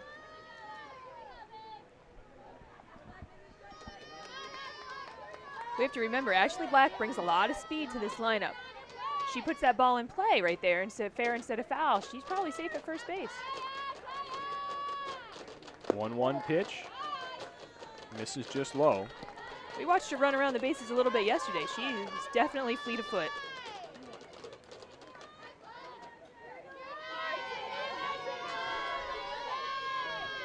2-1 pitch, that one misses low, and it's another 3-1. So Archer consistently falling behind batters, and even if it doesn't come back to haunt her in this particular game, could take a toll on her arm and her shoulder going into throwing a Game 7. Absolutely, absolutely. Up until this inning, she's really done well. 3-1 pitch, that one misses low. Second walk of the inning, and there are runners aboard at first and second with just the 1 out. As the Blue Devils come into the heart of their order, they're far from finished here in Game 6. Malcolm, very dangerous hitter coming up here. She is their best hitter. She's hitting .351 on the season. And a little bit above that. Base hit in her first at bat today and a walk in her other plate appearance. She's climbing through the 350s. She's looking to see if she can get aboard for a 3rd time against Archer this afternoon. Purcell, the cleanup hitter, waiting on deck. Can Archer get a first pitch strike? No, she cannot, and it goes all the way to the backstop off the glove. So both runners will advance at base on the wild pitch. 2nd and 3rd now. With just 1 away, you can score without the benefit of a hit at this point. Absolutely. That wild pitch is huge because that pitch, puts that runner on third base for you. A nice little sac fly does get you on the board. And once you get on the board, the momentum goes a long way. Hitting's contagious. Blue Devils have got to get these runs in, down by 5. That one gets away as well. Back-to-back wild pitches, and the first run of the day scores for the Blue Devils on the Cape Cod squeeze. It's now 5-1 as in from third comes Camara. Over to third goes Black. Now, they just managed to score a run without the luxury of a hit at all in this inning, which is not good for the mentality of LIU, which is great for the mentality of CCSU. Well, you remember the problem that it caused yesterday for Robert Morris once they handed out a couple of runs in that fashion. They really went down not to be seen from again in the tournament, and Blackbirds have to be careful not to take a similar nosedive here this afternoon. Back into pitch or back to 10? What's back to pitch? So what the Blackbirds are doing here is they're bringing Shelly Proctor into the game, who technically started the game in that 10 spot in the lineup, in the pitching spot, and Archer will go back to being the DP. And this move got made yesterday, but the circumstances were far different. Shoe was on the other foot yesterday. It was Central Connecticut that had the big lead when Proctor came in here. She's coming in really being asked to come in, try to save out this game for Nicole Archer, which is something you very seldom see in softball because it's a 7-inning game. It's true. We don't really have closers in the game of softball a whole lot. We don't have, people that specialize and just come in and throw an inning or so. But with a 4-run lead, it's still pretty comfortable, although there is a runner on third base at this point. Proctor was pretty good against this lineup yesterday. Now, the game was already decided, so that same urgency wasn't there. 2 2/3 innings, though, no runs on only 1 hit. Did walk 2, but struck out 1. Faced only 10 batters through 2 2/3 innings of work through just 48 pitches. So she's in good shape to face this lineup and could give the Blackbirds the boost they need, but her first pitch is inside to Kat Malcolm for ball 1. Well, I think this is a great... Excuse me. So this would be Archer's walk if Proctor loses her because she threw the first 2 balls. Right. I believe this is a great move by Coach Cortman, however. 3-0 does get in on the inside corner to Malcolm.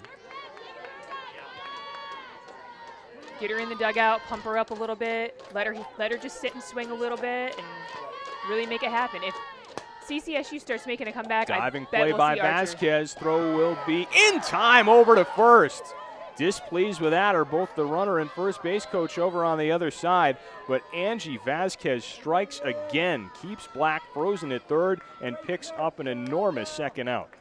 That is, you can't say enough good things about Vasquez over there playing that third base. That hot corner, very tough position to play. He's done a great job over and over and over again. And interestingly, she made an error on her very first attempt in the tournament. We'll hold that thought as this one skied out to right field, and reaching up to make the catch just in front of the wall is Whitney West. And just like that, the rally for Central Connecticut is gone. They do get a run, but like Sabrina said, no hits in the inning, no errors, importantly, thanks to that great play from Vasquez, and a huge runner left aboard at third base. So, at the end of 4.5 innings of play, your score, LIU Brooklyn 5, Central Connecticut 1. You're watching a 2015 NEC Softball Championship on NEC Front Row. Bottom of the 5th inning here from Robert Morris, and it's a 5-1 lead for the LIU Brooklyn Blackbirds, trying to push this tournament out to a 7th and final game. John Cabral alongside Sabrina Lane, and Sabrina, the story of this game so far, Blackbirds taking advantage of their opportunities. Blue Devils, for the most part, are not.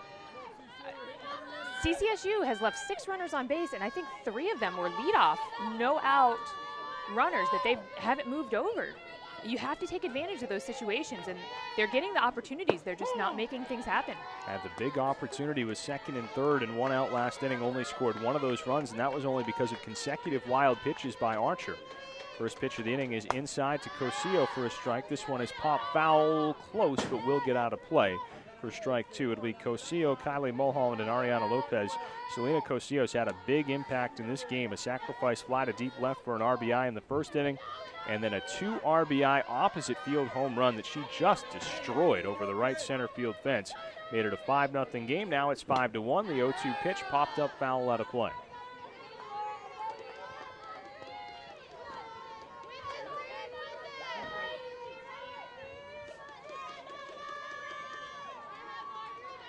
0-2 from Messina, line back through the box. That'll fall in center field, and Cosio just really taking it to Laura Messina here today, and she's aboard for the second time, but she's made a positive impact all 3 times she's come to the plate. Definitely, and if you're Coach Cortman over in that LIU dugout right now, he wants to see his team keep hitting, and keep busting down Messina, because, you know, in his mind, she's going all 14 innings today. He wants to see his team just keep pounding away at her.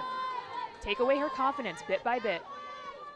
Kylie Mulholland now the batter. Mulholland is 0 for 2. First pitch misses outside for ball 1. In fact, she is the only batter in this lineup that has not reached base at least once against Messina today. Flew out to left field to end the first inning, fouled out to third base in the third. Takes a ball low there. It's 1 ball. Another thing to keep in mind is if we get to the second game today, we'll have a different umpiring crew. It'll be a brand new ball game, different mentality, different approach, different strike zone to learn. So different it could work. Jerseys, different dugouts, different work everything. to an This one advantage or a cranked to left disadvantage. field. That one looks like it's hooking foul as well. Seen a lot of pitches hit a long way out there to left field, but so far all of them foul. All the others have been off Central Connecticut bats, but that time it was Evie Rentzel giving chase after that one. See if Mulholland can straighten one out here for the Blackbirds. Sometimes something as simple as a different umpire, because even when you play double headers, the umpires will switch between games. Sometimes something as different as that will change the mentality of a pitcher or a team or an approach at the plate. 2-1 misses high. It's now a 3-ball, 1-strike count on Mulholland. Ariana Lopez waiting on deck. And Messina got to be careful here not to set the table again. 3-1 misses outside, ball 4. So the first 2 were aboard for the Blackbirds in the 5th inning.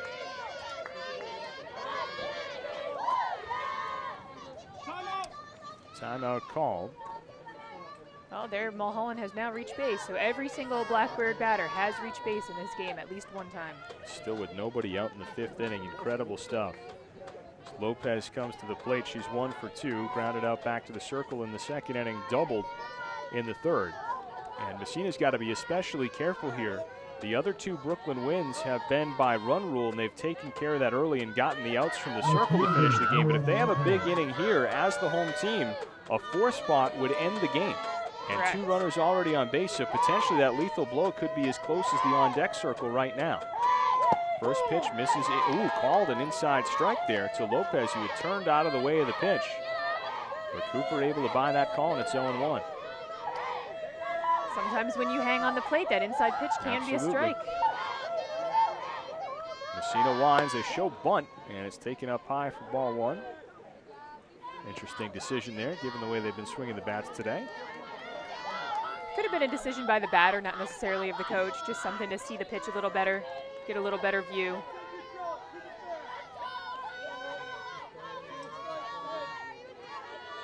One the count. Here's the pitch. Popped up in that's play. catchable. Cooper makes the sliding catch going into the fence. Terrific play there by Hannah Cooper to get a clutch first out in this 5th inning. As a pitcher, you see your defense make plays like that. That fires you up a little bit. All 0 foul territory here at the North Athletic Complex. Cooper used all of it right there to bring that one in.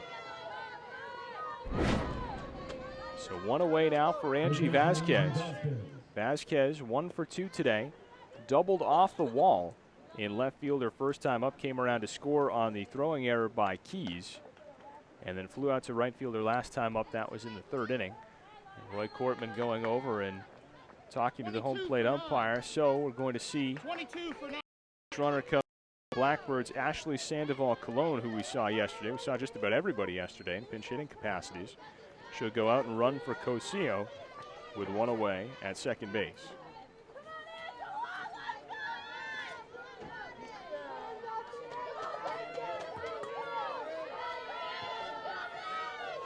Sandoval Cologne at second, Mulholland at first with 1 away.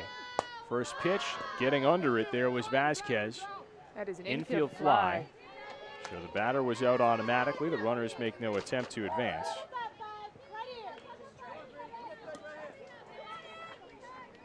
And now 2 away. That'll leave it up to Madison Green.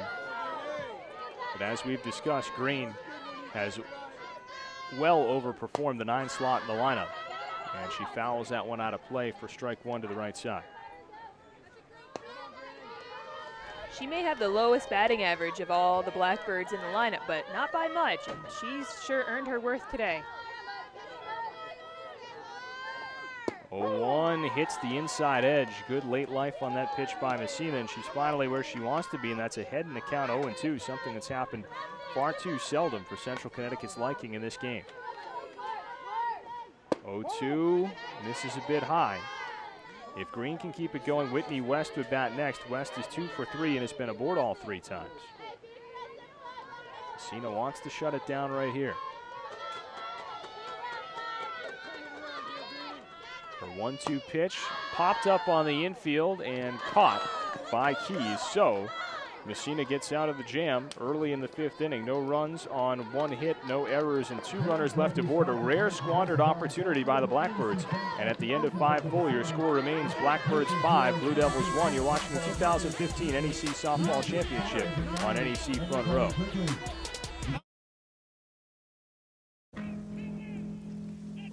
Celebrate the soggy shoes and the slow starts. Celebrate the lessons learned along the way.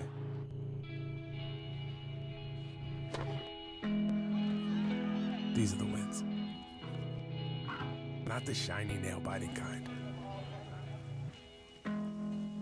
These are the last a lifetime kind.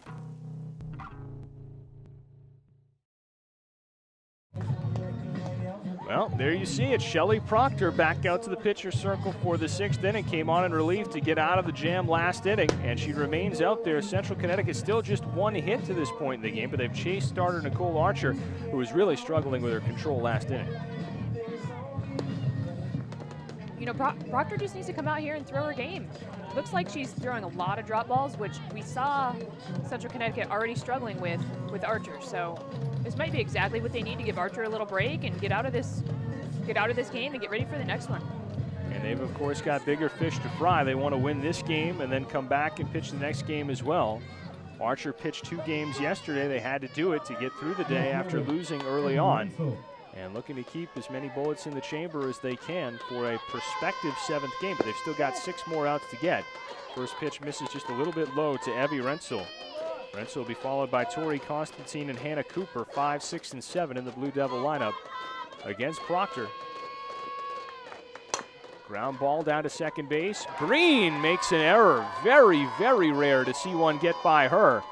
Routine ground ball, but it stayed pinned to the ground and just got under the glove through the wickets. That'll be an error on Green, and another leadoff runner reaches for Eastern Connecticut.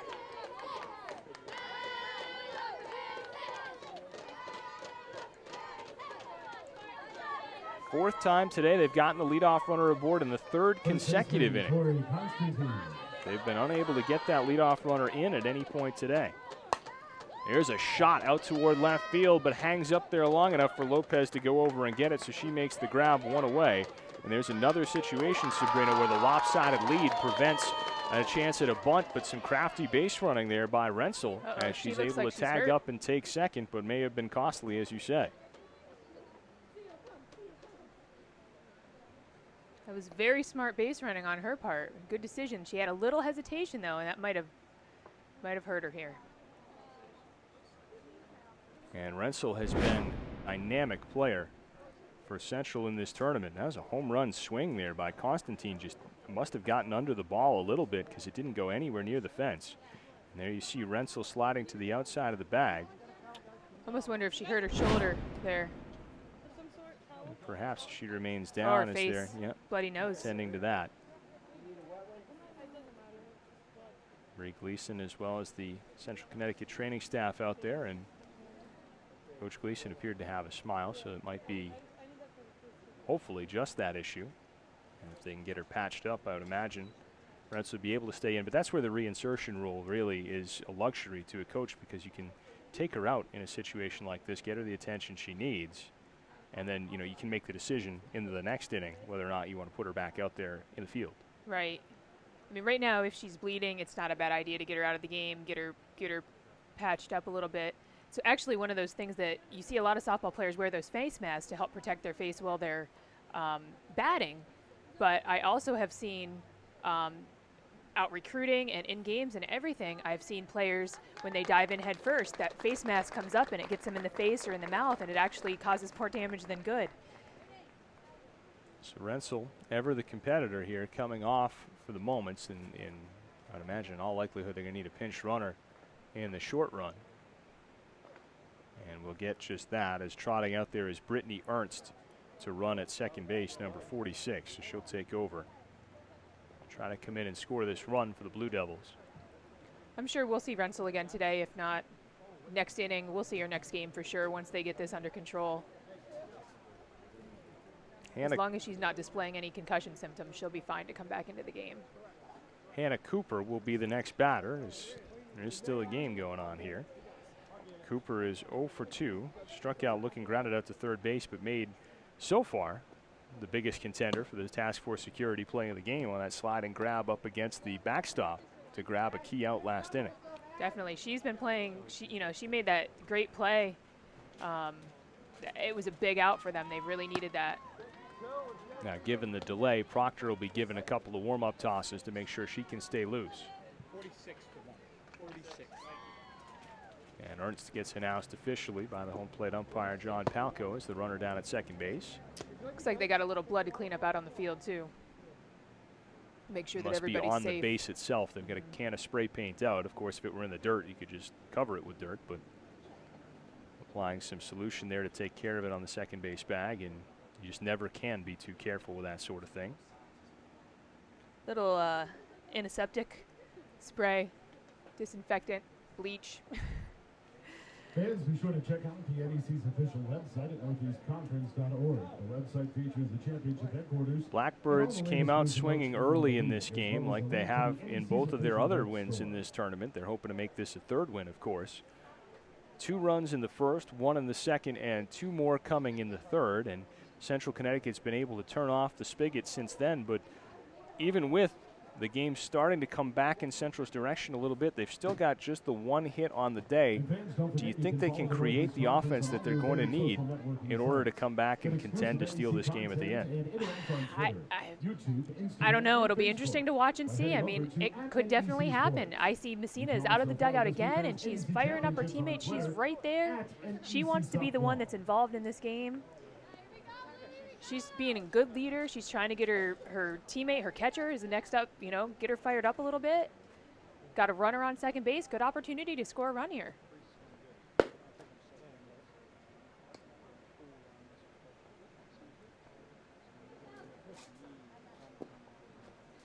of the coaches right now meeting with the third base umpire, Brian Sonak, and everybody seems to be in relatively good spirits, just understanding that this is part of the game, that you can't mess around with a situation like that, and everybody getting a quick breather and getting a little water and getting ready to buckle back up to go and play the rest of this game.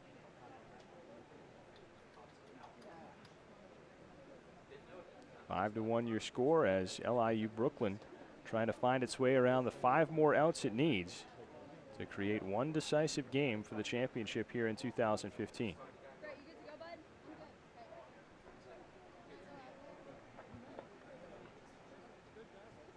I think we're getting close to being ready to go here. Hannah Cooper is certainly ready. Proctor appears to be ready, and now Zamora going back out there. And running for Central Connecticut State. Bree Gleason now alerting her players, saying, all right, we're going to get this going again. And batting for the Blue Devils, catcher number 27. Where are we? Cooper. As the grounds crew here now coming back out with a shovel. So maybe second base got displaced in this whole arrangement. Now the player is coming off the field entirely here. It looks like they're going to take some dirt off the field. She must have been dripping blood from her nose. They got a little bag out there. They're just going to remove some dirt completely.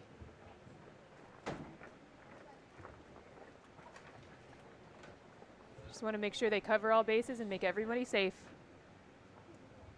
Seems like as good a time as any to remind you how we got here from the very beginning, as this is the 6th game of the tournament. Day 1, we saw LIU Brooklyn opened it up with a bang, an 11-2 win over Robert Morris in just 5 innings, as that was a precursor of some things to come as they got that win. And then in the nightcap on Thursday, Central Connecticut with a big, dramatic 2-1 come-from-behind win over Fairleigh Dickinson in extra innings. And remember, it was Evie Rensel who had the most to do with that, as she had the double that set up the tying run to save the game in the 7th inning, and then the game-winning single in the 8th inning. So she is the last person that Central Connecticut wants to lose out of its lineup here, and they're really hoping she's okay to continue. Well, one of the things that all this time that we're taking is buying her is time to start feeling a little bit better. Like I said, as long as the trainers don't feel she's going to show any concussion symptoms, if it is just a bloody nose and she didn't break it or displace it, I would bet we're going to see her right back out there. Day 2 in Game 3. Central Connecticut winning this head-to-head matchup 6-2 that knocked LIU Brooklyn down into the losers bracket. Robert Morris then beat Fairleigh Dickinson in the other game, the first elimination game, a perfect game thrown by Nicole Sleeth, a 2-0 win, dismissing Fairleigh Dickinson. And then LIU Brooklyn broke the bats back out again in the last game yesterday, a 12-1 trumping of Robert Morris, eliminating the host and getting LIU Brooklyn to championship Saturday, where we are now. Central Connecticut undefeated. They need just a win in this game to win the championship. LIU Brooklyn needing this one plus one more. Ground ball down to shortstop as we're back in play. Marizzi up with it, throws, and her throw is wild. That's going to get another run in. So another run scores without the benefit of a hit as Ernst comes sliding in. Rare errors by both Green and Marizzi in this inning. And now Central Connecticut back to within 3. 5 outs, still a lot to get. That's a tough error, too. You know, you've been standing around. It's not like between innings where you get to take a couple ground balls and throw the ball. It took 5-10 minutes. They were standing around there, and, you know, that's a tough error. Especially with Cooper running. She stayed at first base. A lot of runners would take second on the overthrow, but she's not particularly fleet of foot. And she's now lifted for a pinch runner. Central Connecticut will get a pinch runner over to first base as the first pitch is in there for a called strike one. Caitlin Johnston is now out there at first base. So Johnson aboard at first with 1 out. Mackenzie Keys now the batter. Proctor still in the circle. 0-1 pitch lined out to center field, falling fast, and it's played on a hop by Mulholland. The play at second, caught again by Green, and the defense falling apart for LIU Brooklyn here in the 6th inning.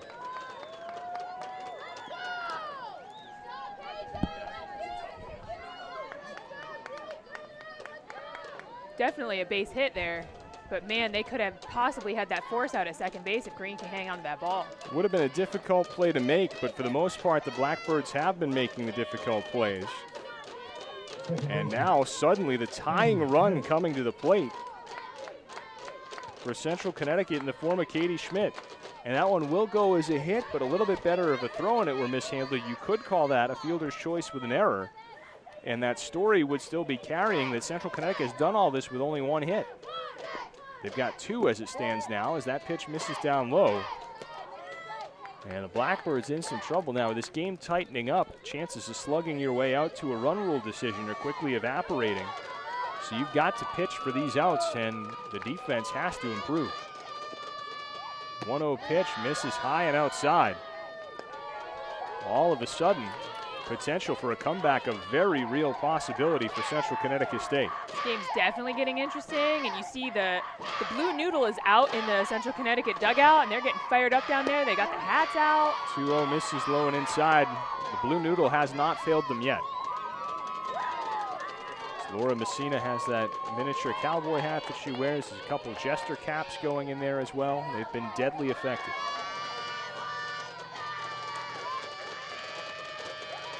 Proctor ready with a 3-0 pitch right down the middle for a called strike one. And I imagine Roy Cortman's got to be pondering right now just how to get those final 5 outs. As there you see the rally caps. Ooh, I see they've upgraded. I haven't seen that one with a propeller on it just yet. Oh, maybe they went shopping last night. Fastball, misses down low. It's ball 4. Katie Schmidt with a little bit of a bat flip toward her teammates in the dugout there as Johnson goes over to third. Keys up to second, and the bases are loaded on just 1 hit. Schmidt just trying to fire her teammates up a little bit, saying, hey, look what I did. You can do it too. And you wonder, would we maybe see Archer again Or would Roy Cortman consider going to a third arm in the bullpen? I think if he does anything, he's bringing Archer back into this game. Well, Langtree Dotson is the only other player on the roster to have thrown for LIU Brooklyn this year, a 5'7" sophomore pitcher out of Merritt Island, Florida. We're told she's getting loose out there. She has thrown, yes, but not a whole lot for this team. Just 76 in the third innings over the course of the year.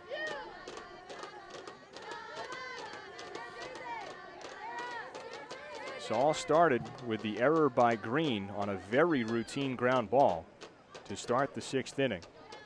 Proctor was able to get a fly out. Rensel went down and took second. We had the long delay off the injury.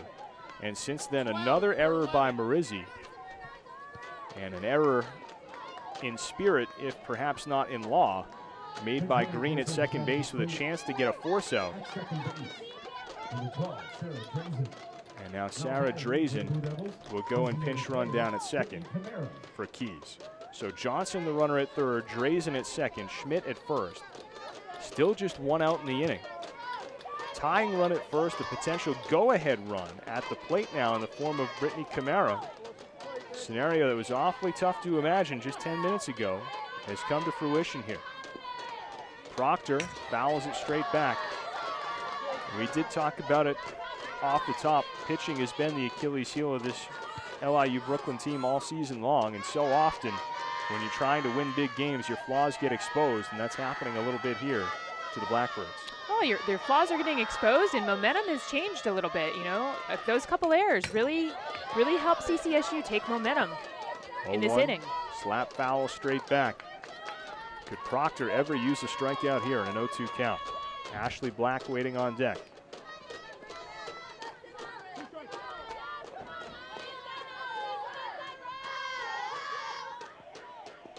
Proctor's 0-2 pitch misses outside.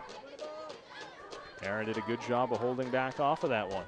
We definitely shouldn't even be in this situation. Those 2 errors were huge. It should have been a 1-2-3 inning.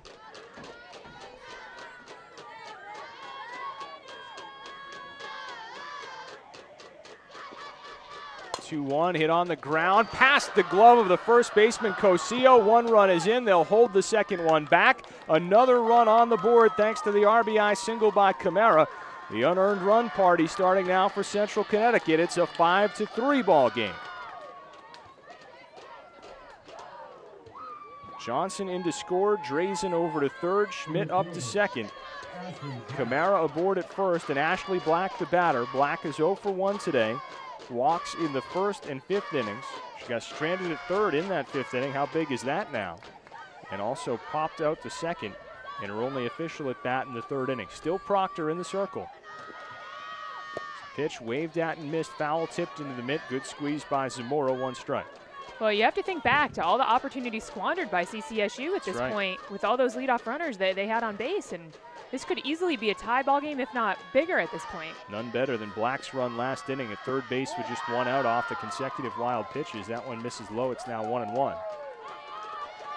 Blue Devils had first and second with 1 out in the 1st. Got a leadoff walk that didn't advance in the 2nd. A hit by pitch that was stranded at second to lead off the 4th. And also a 2-out walk to Malcolm in the 3rd. Ball popped the other way, foul out of play. There have been no 1-2-3 innings by LIU Brooklyn pitching in today's game. No 1-2-3 innings period, as a matter of fact. So both teams have gotten at least 1 runner aboard in each and every half inning today. They've even got the Batgirls wearing rally caps over there, mini rally caps. The daughters of Tom Pinnocent, the sports information director over there, as this popped up to shallow center field, falling fast and not able to make the sliding catch is Mohan. Force outs to be had everywhere. They get one at third. So it's a 6-5 put out, a fielder's choice and an RBI for Black, and it's now a 1-run game at 5-4, still just 2 outs in the inning.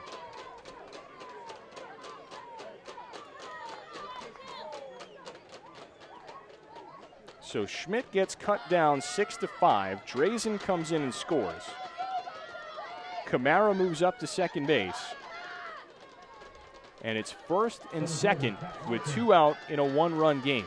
And what an alert play there by Marizzi to make sure they salvage an out. Line drive through the box. This could tie the game. Into center field. It's going to go all the way to the wall. One run is in, tie game. They're going for the lead. The throw will not even come. It's going to be a bases-clearing triple, and Central Connecticut takes its first lead of Championship Saturday in the top of the 6th. Kat Malcolm with the clutch triple to the center field wall. That was great hit right where the outfielders were. The outfielders were shading towards left field. She hit that ball to right center, and ball rolls all the way to the fence. And we have to remember, this inning started with an error, a fly out, and an error. So we should never even be facing these batters at this point. Both of those runs unearned. Central Connecticut doesn't care now with the 6-5 lead. Ground ball foul wide at third. And now the stage goes back to Laura Messina, as she's all of a sudden 6 outs away from a championship. We'll have to see what kind of mentality she comes back out with, because she's been the one in that dugout firing up her teammates. Eileen Purcell, the batter. Purcell lifts this one to center field. Should be playable, but it's been a tough inning for this defense. Mulholland makes the catch, and at long last, an incredible 6th inning comes to an end. The entire face of the tournament changes in the 6th inning. 5 runs for Central Connecticut. They get those 5 runs on only 4 hits. There were 2 huge errors and 1 runner left aboard. At the end of 5.5 innings of play, your score, Central Connecticut 6, LIU Brooklyn 5. We'll be right back on NEC Front Row.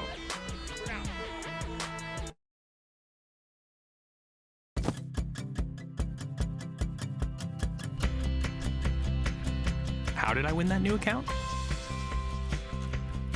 I started by making myself at home while I checked in with the office. And after grabbing breakfast, I got some last-minute advice from my boss. It made all the difference. Great endings begin here. That's why at Choice Hotels, we give you cozy rooms, free breakfast, and right now up to 20% off when you book direct at choicehotels.com.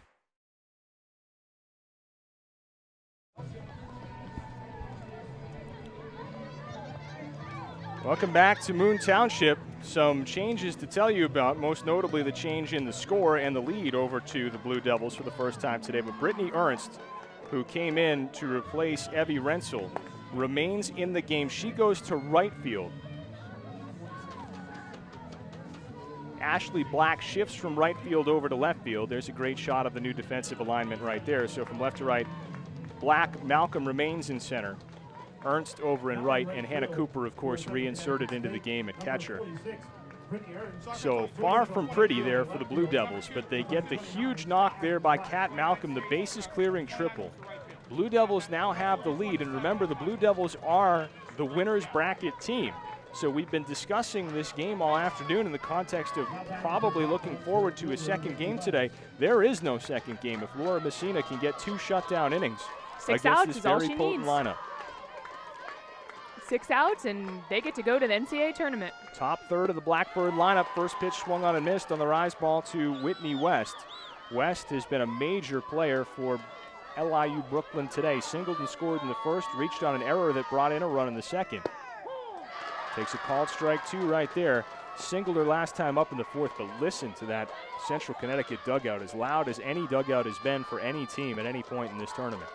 Well, they have been that team. They've been loud. They've been having a blast. They've been cheering and chanting. And, I mean, an inning like that will sure fire you up.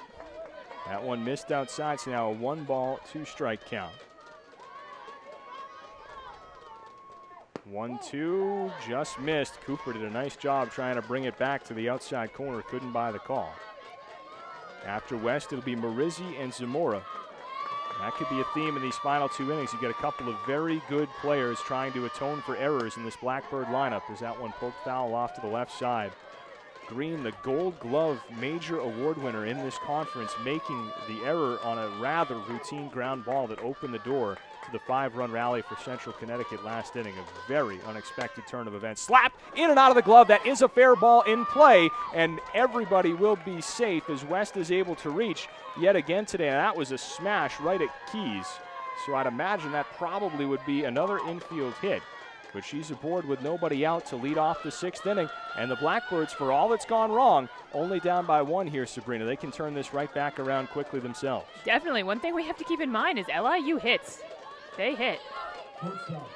West has been on all 4 times out of the leadoff slot, and she's been the leadoff batter 3 times. Marizzi now the batter. Did not show bunt, takes ball 1 outside. As the as the home team, how would you approach this, trailing by a run late? Honestly, with these hitters you have coming up and the way that you've been swinging the bat, you just have to keep swinging. I mean, they've been swinging the bat so well.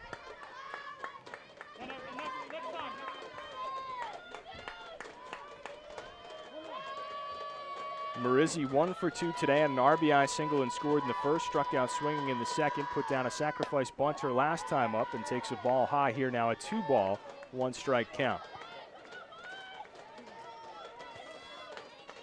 They know what they need to do. They know they need to just push 1 run across here, maybe 2.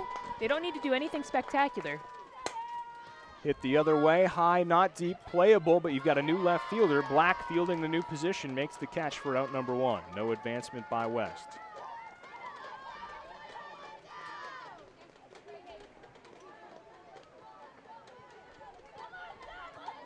Think of the way the momentum turned in this game ever since the injury to Rensel. And you hate to see any player get hurt, but she certainly demonstrated to her teammates how committed she was to trying to win this game. If you've been mentally defeated, you don't try to tag up from first on a fly ball and take second base. I think she did send quite the message to her teammates in that play. I'm sure she did, and I don't know that anyone in that CCSU dugout gives up at any point before the 7 innings are over. Just watching them and their mentality, they were ready to go. They were just trying to figure out how to make it happen, and they made a couple things happen, got a couple errors, forced LIU to make errors that are very uncommon for them. 0-1 count to Victoria Zamora. Zamora 1 for 3 today. She takes ball 1 high. Singled in the first, grounded out to first to end the second, popped out to second her last time up in the 4th.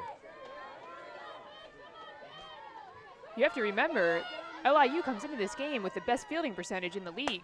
This one lifted high and deep to left field. Going back is Black. Does she have the room? She does not. And LIU Brooklyn goes back in the lead on the 2-run blast by Victoria Zamora. And the Blackbirds go back in front 7-6. I've been waiting to see Zamora do this. She, as a rookie of the year in the league, you expect this. You expect her to come up in that tough situation and make good things happen. Not necessarily a home run, but for her to really come through big clutch. This was definitely the way to do it. Have homered in every game in this tournament. Another multi-home run game here today, and they go back in front 7-6. And now Nicole Archer steps up to the plate and says, hey, remember me? Starting pitcher now no longer a factor in the decision, but she is the designated player. That's how it was submitted in the lineup card. That's what Roy Cortman's done for every game of this tournament. She takes strike 1 on the outside corner. Archer. Very smart move by him to utilize his offense in that way, to utilize Archer in that way. She brings so much to the plate. You can't take her out of the game just because you took her out of the game pitching. Archer now down on the count 0-2. She grounded out to third base in the first inning. Walked, and a pinch runner came around to score for her in the third. She flew out to center her last time up in the 4th. Fastball outside corner, strike 3. Archer goes down looking.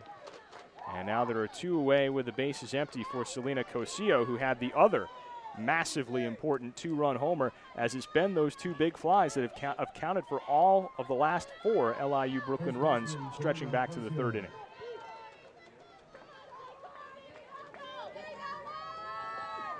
She unloads on this one, high and deep to left field. Black gets crossed up and makes the catch just in front of the fence for the out that retires the side.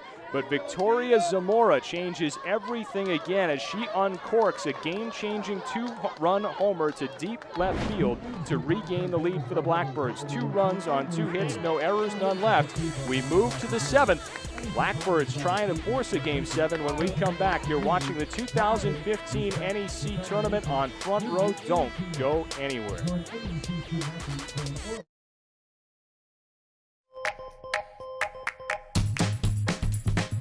This summer, do more of what makes you happy. Laugh more, make new friends, and spend more time upside down. With our Ride, Dine, and Play Pack, your family can save big on rides, games, and food. So you can spend more time playing and less time planning. Buy yours today and discover the difference between happy and Hershey Park happy.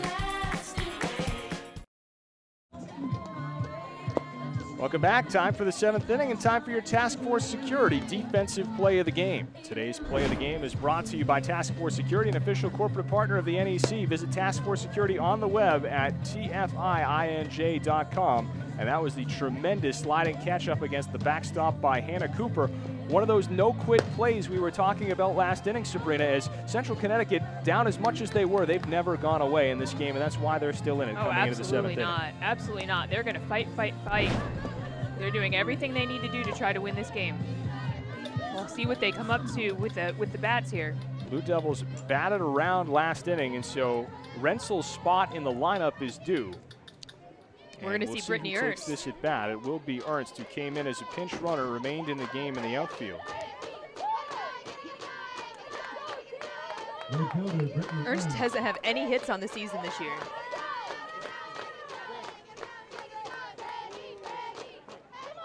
Ernst has had very little opportunity, 0 for 5, so she'll try to bunt for a hit, puts it down in foul territory.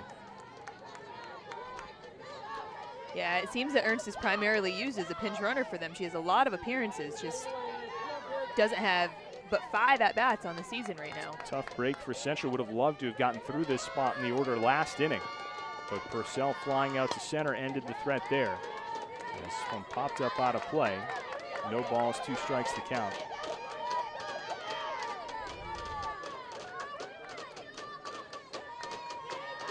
Tori Constantine would bat next, then Hannah Cooper. 0-2 pitch, ball 1 misses outside, so certainly want Ernst for her defense out there in the game. What are some of the substitution constraints that Central Connecticut may have that prevent them from getting a better hitter into the game in this key stage in the game? As that one's down the middle for a called strike 3, and Ernst heads back to the bench.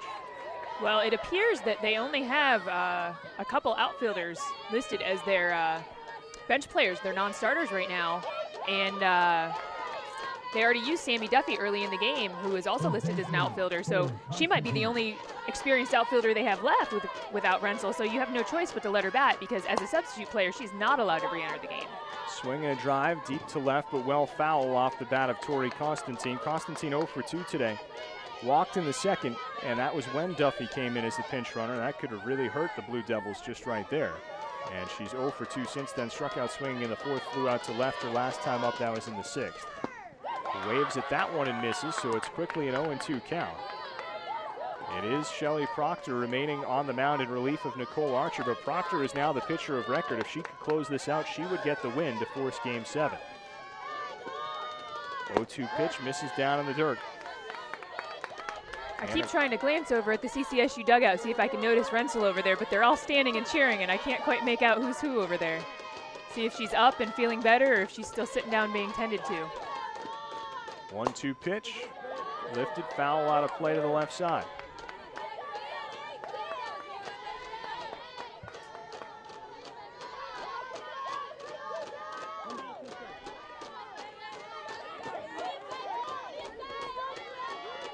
Proctor's 1-2 pitch, fouled out of play, right side, so we'll get at least one more.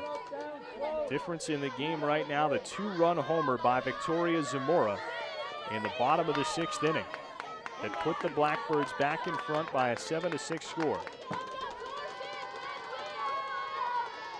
Central Connecticut with the big inning last inning. Constantine tried to call for time, wasn't granted, and she spoils the pitch, slapping it foul. Right. In softball, one of the NCAA speed-up rules is the pitcher has a certain amount of time to throw the pitch once the batter is ready. And it's a 10-second rule, so once the batter is in the box, the pitcher has 10 seconds to deliver that pitch. 1-2 is laced, but foul again. So Constantine has not made much of an impact offensively in this tournament, but she's putting on a tough at-bat right here, spoiling pitch after pitch by Proctor.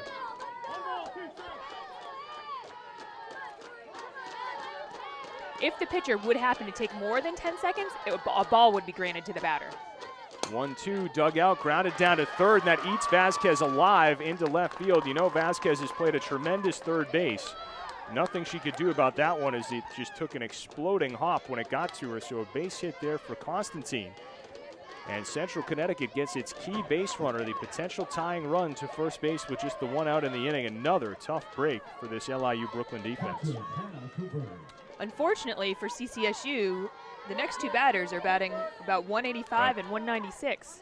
So they don't have their strongest batters up to bat right now, but that doesn't mean anything at this point in the game. As I said earlier, adrenaline can carry anything. Cooper takes ball one high. She's 0 for 3. Struck out looking in the second, grounded out to third in the fourth, and reached on that second of two crucial errors made by the Blackbirds last inning, the one by Marizzi with one away in the inning. But allowed the first run of 5 to come in and score in that frame for the Blue Devils. 1-0 pitch popped up on the infield, playable. Zamora makes the sliding catch. And Zamora playing a whale of a game here for the Blackbirds today with the game-changing home run. Now picks up that huge second out. Wow, we might have had a different play of the game, defensive play of the game, had we waited another half inning. That'll leave it all up to Mackenzie Hayes. Hayes is 1 for 3 today. Excuse me, Keys. I even have it written down as Keys. I don't know why I keep doing that. But she singled and scored her last time up. First pitch on the outside corner for a called strike one. Keys flew out to left field in the second inning, lined out to second base in the fourth. And like I said, singled and then had Drazen come in to pinch run for her and score last inning. 0-1 pitch, line, that'll get down into left field for a base hit. Will be fielded in left by Lopez, moving up to second is Constantine. And the Blue Devils aren't done yet. Keys, who has struggled through the whole tournament, back-to-back hits here to round out game number 6. Got your 9-hitter up right now, who hasn't done a whole lot, but she does have a higher batting average than the two previous. She's batting .255 right now. Earned herself 2 walks today. She's got an example to follow here. Constantine and Keys have both struggled with the bats in this tournament. They've both come through with hits. They're both on base. Schmidt just 0 for 1 today, grounded out to third to end the second, and has worked walks each of her last 2 times up in the 5th and 6th innings, but she has been cut down on the base paths both of those times by Marizzi, once at second, once at third. And Roy Cortman going to come out to talk strategy, and it's a peculiar situation here, but you have to really ignore everything that's already happened and just play it 1-run lead, tying run at second with the force. What do you tell your defense? Well, he's just making sure they know where the play is, what they need to do. They have 2 outs in the inning, so all they really need to do is go after the batter right here. Get a nice little ground ball from her, throw across the diamond, get the out, go play another game.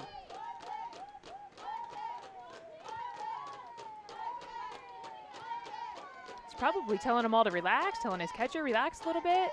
Just go play your game. They're good at what they do. They've been doing it all year long. He's a good motivator.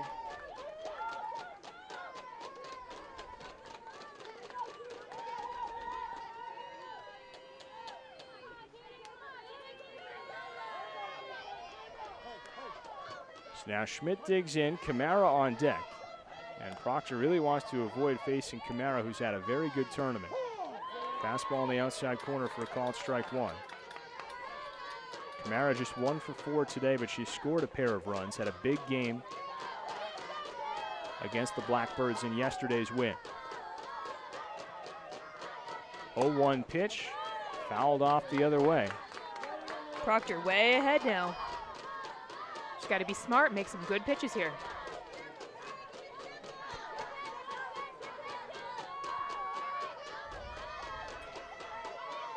Proctor 1 strike away from the victory. Here's the pitch, misses outside. Setting up outside intentionally, and Schmidt, wise to it, didn't offer the swing.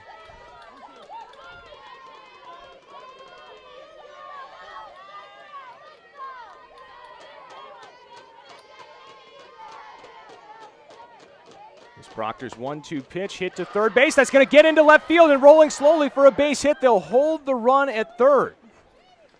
Ball was hit weakly into a vacant area just behind third base. Lopez really had to charge.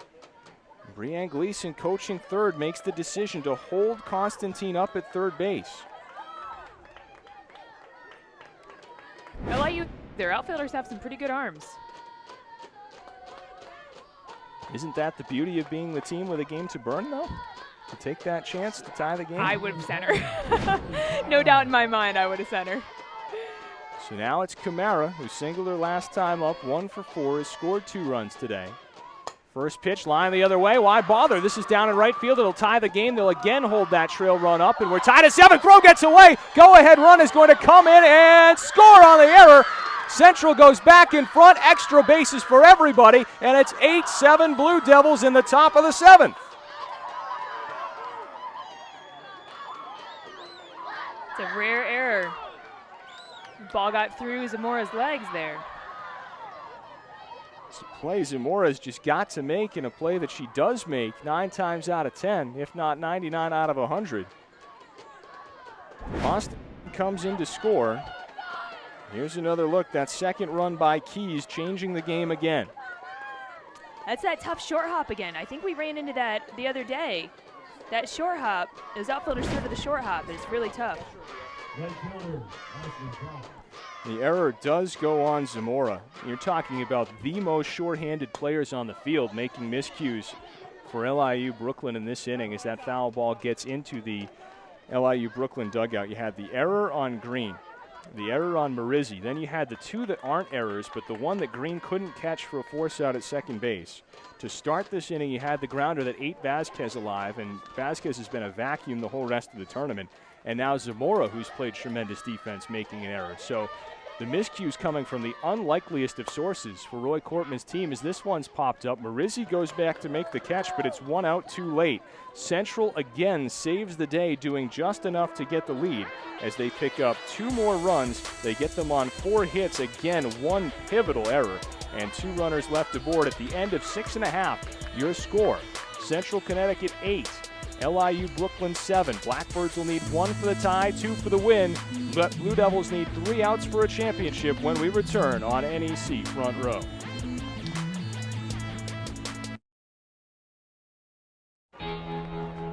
Cheer for the stumbles, the he shoulda had that's, and the tears that linger. For in those moments, greatness lies.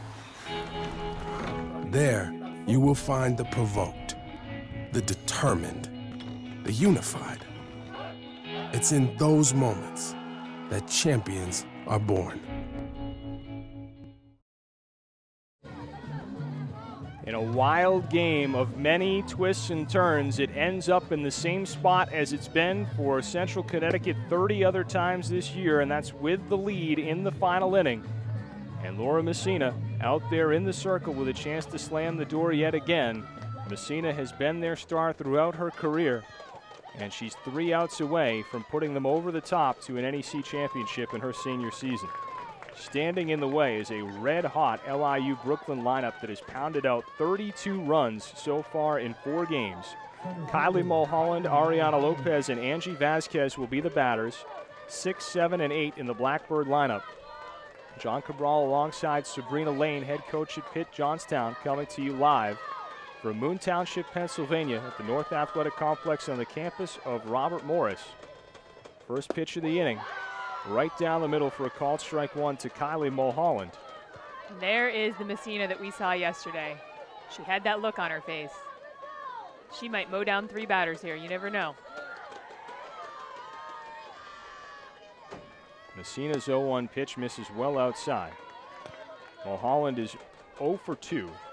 Flew out to left field to end the first, fouled out to third base in the third, worked a walker last time up in the 5th. 1-1 pitch, hits the outside corner for a called strike 2.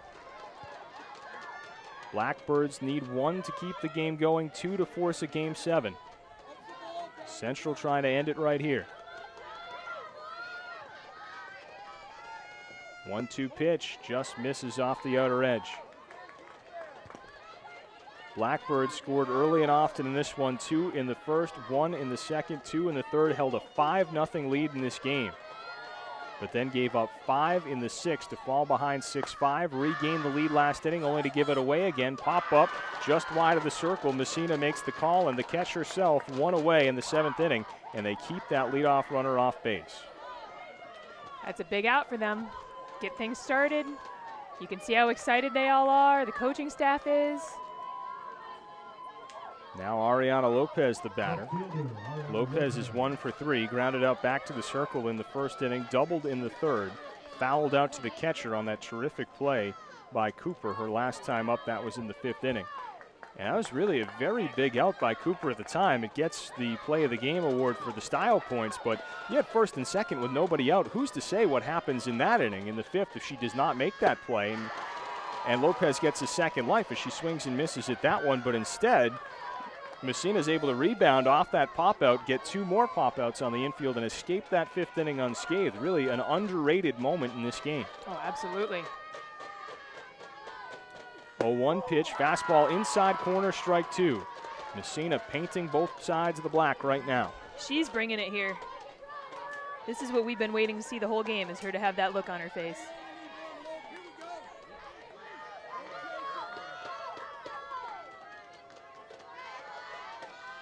Oh-2 pitch, misses outside. Cooper had set up out there, but these Blackbird hitters disciplined to the very end. LIU Brooklyn on championship Saturday for the 4th consecutive year. Won it back in 2012. This one lifted high and deep to left field. Could we have another tie? Black going back. She won't get there. It's a solo home run by Ariana Lopez, the 3rd Blackbird home run of the game. And for the 2nd time in as many innings, they come back from a perilously late deficit, this time to tie the game 8-all with 1 out in the bottom of the 7th. Coach Cortman put his sunglasses on. Maybe that's what he needed.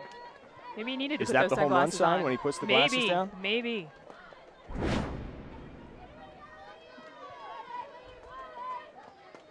Black stumbled going after this in left field, but she had no chance. That one's almost a third of the way up the hill. Even if she'd been able to run it all the way back to the fence, would not have had any opportunity.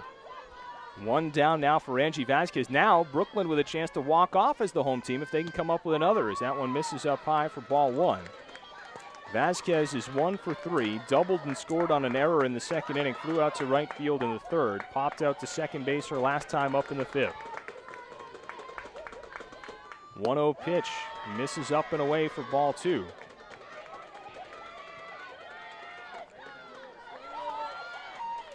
Get the word from Sports Information Director Dan Lobaz over there at LIU Brooklyn. It's the team's 43rd home run of the season. That ties an NEC team record. And there is a mistake right there. Constantine, not sure she ever saw it, but that should have been an out. It lands foul instead. That actually should count as an error. Yes, it should. And it you know, does. if she were to go on to get a hit here, that would be a huge error. So it's the defensive miscues that have hurt LIU Brooklyn to keep Central Connecticut in this game. Could the shoe be on the other foot here in the bottom of the 7th? 2-1, fastball just missed outside. 3 balls, 1 strike. That was a pretty impressive statistic, though. Conference record for home runs. And they want to take some more swings. They don't want to see it end here. If they have their way, they'll be hacking for a few more games as a 3-1 pop foul out of play to the right side. So a full count. Blue Devils were 2 outs away from a championship.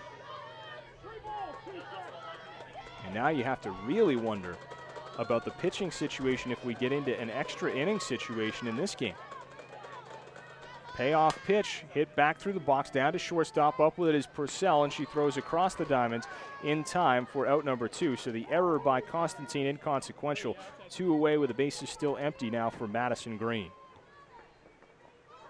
And wouldn't this be something? Madison Green, of course, with a couple of those big defensive blunders in the big run-scoring inning for Central Connecticut in the 6th. She has been a lethal hitter in this tournament, has 2 home runs in the tournament already, including 1 off of Messina yesterday. And it was in the 7th inning yesterday, I might add, as ball 1 misses outside. Green today 1 for 3 with a single back in the 2nd, popped out to shortstop her last time up. 1-0 pitch on the outside corner for a called strike 1. Got to remember, you got to have short memories when it comes to this game. Got to have short memories. Can't remember what she did in that game yesterday. You got to pitch better today. Messina's 1-1, misses low. If Green can reach without ending it, Whitney West would bat next.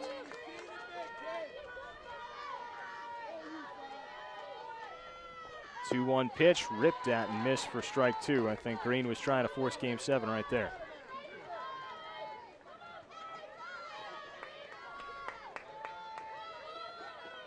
Messina deals, waved at and missed, strike 3. So Messina bounces back and gets the outs to end the inning. But, and it's a big but, Lopez, the one-out home run to deep left field, ties the game, saves the LIU Brooklyn season, and forces us to extra innings. 1 run on 1 hit, and here it is. No errors, none left.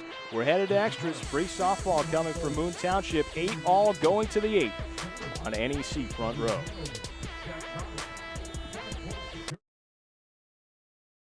You're a Northeast Conference fan. You want the world to know it. And there's only one place for you to gear up, nec.teamfanshop.com. You'll find an awesome selection of over 1,100 items, including polos, t-shirts, hats, and more. Decorate your home, your office, or even your car with the best selection of NEC team gear anywhere. You'll also find great customer service, 365-day hassle-free returns, and fast shipping. So show the world you're a Northeast Conference fan. Head to nec.teamfanshop.com.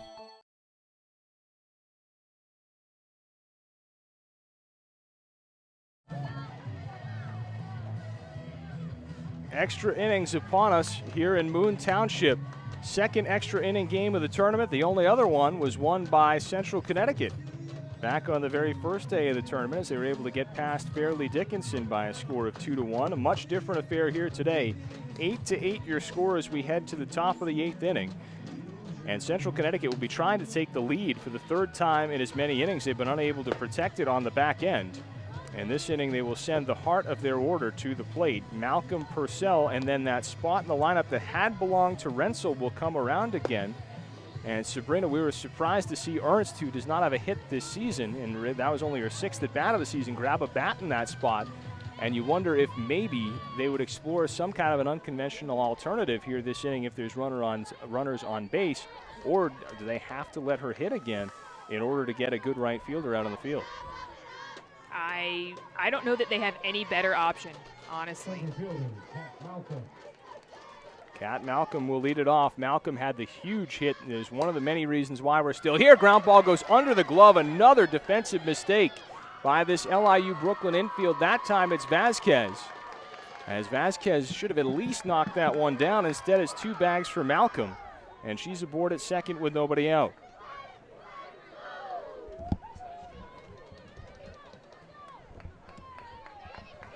So an error on Vasquez, and her third base play prior to just an inning ago had been nothing shy of stellar in this tournament. But again, the go-ahead run on. Going to have another pitching change. Archer going to go back out to the circle in relief of Proctor. Proctor gave up the lead in relief, very nearly pitched to a win in relief. And now it's Archer back out there in the 8th inning, and you're at a point now where you really can't afford to project into a next game anymore just because this game is so uncertain. Not at all. Right now, you're playing for right now. When you had that 5-0 lead, you could think a little bit ahead, but now you're playing for right now. So Archer taking her warm-up tosses. She's going to do it with Malcolm down at second base. Malcolm was 2 for 2. She's now 2 for 3, but she had that bases clearing 2 RBI double to the wall that gave Central Connecticut its first lead of the entire day at 6-5 back in the 6th inning. And so she's down there at second base now with nobody out. Eileen Purcell, the batter.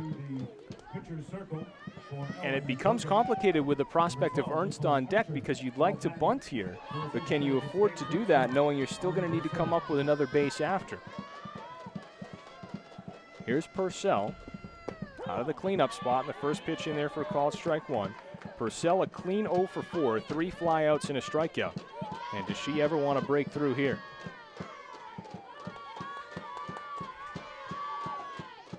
Archer's 0-1 pitch served high and deep into left field. Looks like it's floating toward foul territory, and it stayed in play and is caught in foul territory in left field. What a play by Lopez. Keeps Malcolm frozen at second. Big break there for the Blackbirds as the defense works to their benefit for the first time in a while. It is Ernst coming up to bat again. Would you consider bunting with 1 out? Yes. Yes, absolutely. With this batter coming up with no experience, absolutely. Tori Constantine waiting on deck. Constantine just broke through with her first hit of the day, her last time up. Ernst shows bunt right away, commits to the bunt, puts it down. Going to be tough to defend. Archer's throw just in time. So it is a sacrifice put down. 1-4 to Green covering for the second out, and Malcolm finds her way over to third. Now remember, Archer was taken out of the game, Sabrina, because she threw back-to-back wild pitches that allowed a run to come in and score earlier. I'm sure she was over warming up before this inning, so hopefully she's found that control that she needed. Absolutely can't afford another one here with Constantine at the plate. First pitch misses low and inside. Zamora squeezes it 1-0. If Constantine could reach, Hannah Cooper would bat next.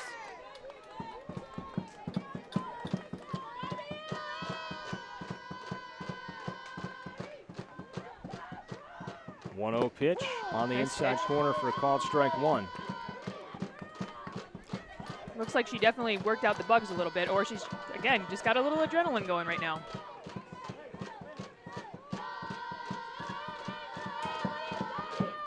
Archer with the 1-1 pitch. Rise ball misses up high and out of the zone. Another what if for you. If you fall behind farther in this count, would you put her on to get to Cooper, who's been struggling to hit? That's a tough decision, because then you still have a base open, so it doesn't really create much of a force play. 2-1 misses down the middle and low. So a hitter's count now coming for Constantine. Bases are empty. I think you just have to pitch smart, not necessarily put her on, but I wouldn't give her anything. It's fabulous. Hitter's count for Constantine. Trying to put Central ahead again for the third time in as many innings. Serves this one out to left field. Falling fast, it gets down for a base hit. And again, Central Connecticut takes the lead in the top half on the RBI single by Tori Constantine, who saved her best for last here in this tournament. Back-to-back hits, and she puts Central Connecticut back in front 9-8. Well, and that's a situation where that sac bunt really helped them. You know, I mean, you came up with an unlikely hitter in Ernst, and she got her job done, and she moved that runner over, and that really helped them earn that run there. And now here's Cooper. Cooper 0 for 4 today. Did reach on one of those huge errors in the 6th inning, and a pinch runner came on for her and came around and scored. That was Johnson in the 6th inning. First pitch in there for a called strike one. Turn this into quite the hot seat for you, Coach. Do you have Constantine try to steal second? No.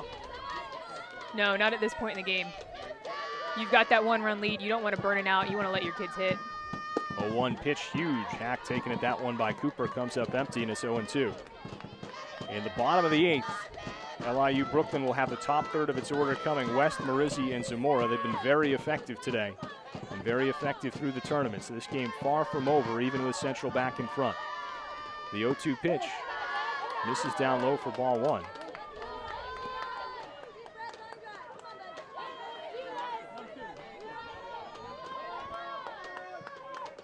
This is definitely a wild one. I don't think this is what we expected when this game started today. Now Proctor's 1-2 pitch down in the dirt. Excuse me, that's Archer back out in the circle. 2 balls, 2 strikes to count. Game 6 of the 2015 Northeast Conference Championship Tournament. Central Connecticut out of the winner's bracket now for the second time in as many innings, 3 outs away from a championship. LIU Brooklyn again trying to force a Game 7. 2-2 pitch, misses down low, and the count runs full. So Constantine at first will be off with this pitch. Cooper going to try to put one to a gap. As a defense right now, you're just trying to get it out. You got Cooper running here. She's not, you know, one of the fastest runners out there, so you throw across the diamond, get it out at first, or Payoff get her to pitch pop up. Popped up. Is anybody going to catch it? Yes, coming in to make the basket grab is Marizzi for the out that retires the side.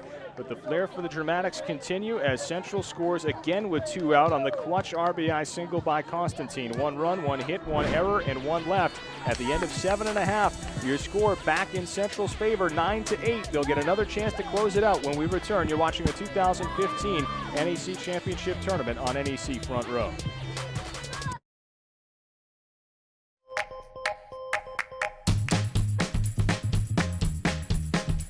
A Hershey Park Season Pass gets you more of what you love for less. So all fun-loving families and coaster crazies can save big on what really counts. Like free parking, discounted food, and unlimited Hershey Park fun. All for the price of less than 3 visits. Buy your Season Pass today and discover the difference between happy and Hershey Park happy.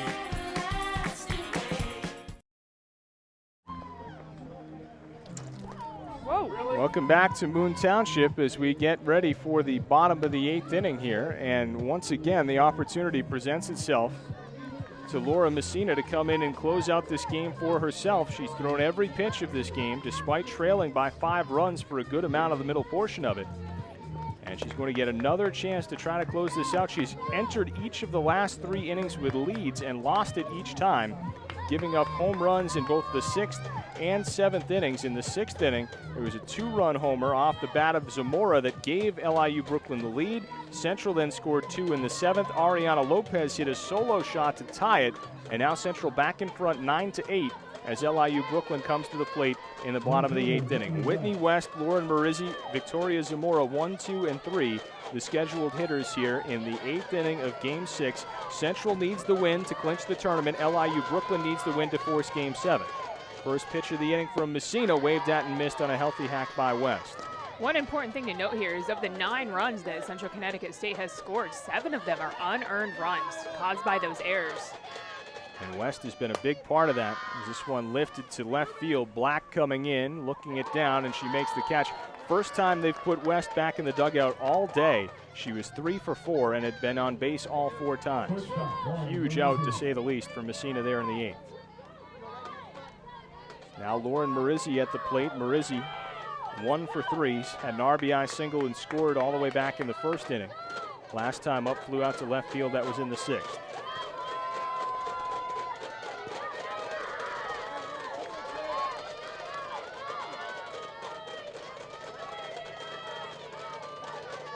Marizzi digs in from the left side, lines this one the other way. That's going to get down. It'll roll some up into the gap. Will she dig for 2? No, she'll put the brakes on halfway through. And what a play by Kat Malcolm up in center field to cut that ball off and not let it roll any farther. Definitely. She took a great angle that ball and held her to a single. Difference there could potentially be large because a single won't Marizzi from where she is right now. And if this ball gets any farther away from Malcolm, it's going to be a double for Marizzi, who runs well. But not only did Malcolm get to that ball so good, but she was able to get around it and square it up and immediately make the throw without having to set her feet. Now we're in a potentially dangerous situation here with Zamora, who had the game-tying home run, 2 innings ago. Now here she is again with a runner on first base. And it's a 2-run shot that at the time gave LIU Brooklyn a very brief 7-6 lead. And they were unable to close it out in the top of the 7th. Central Connecticut could not close it out in the bottom of the 7th. It's tied going into the 8th. Central Connecticut putting up its 7th of 9 unearned runs. And now LIU Brooklyn trying to return the favor at least one more time. First pitch misses well outside to Zamora. That appears to be the plan after that conference in the circle to work her away. Zamora 2 for 4, singled in the 1st, and that monumental home run in the 6th. 3 home runs for LIU Brooklyn in this game. 1-0 pitch on the outside corner for a called strike 1. Cosio a 2-run shot in the 3rd, the aforementioned Zamora home run, and then the game tire last inning by Lopez.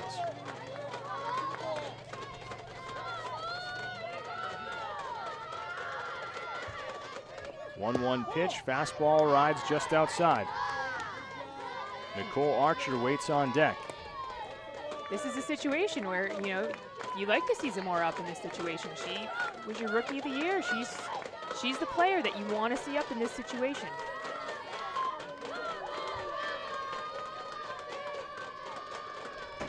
Messina's 2-1 pitch. Hit on the ground, back to the circle. They'll look at second. The only play is to first, and Messina goes there for the out. 1-3. Marizzi does get up to second base, so ends up becoming moot. She probably would have stayed at second had she been there on a double, and so she remains at second base with 2 out, and that'll leave it up to Nicole Archer.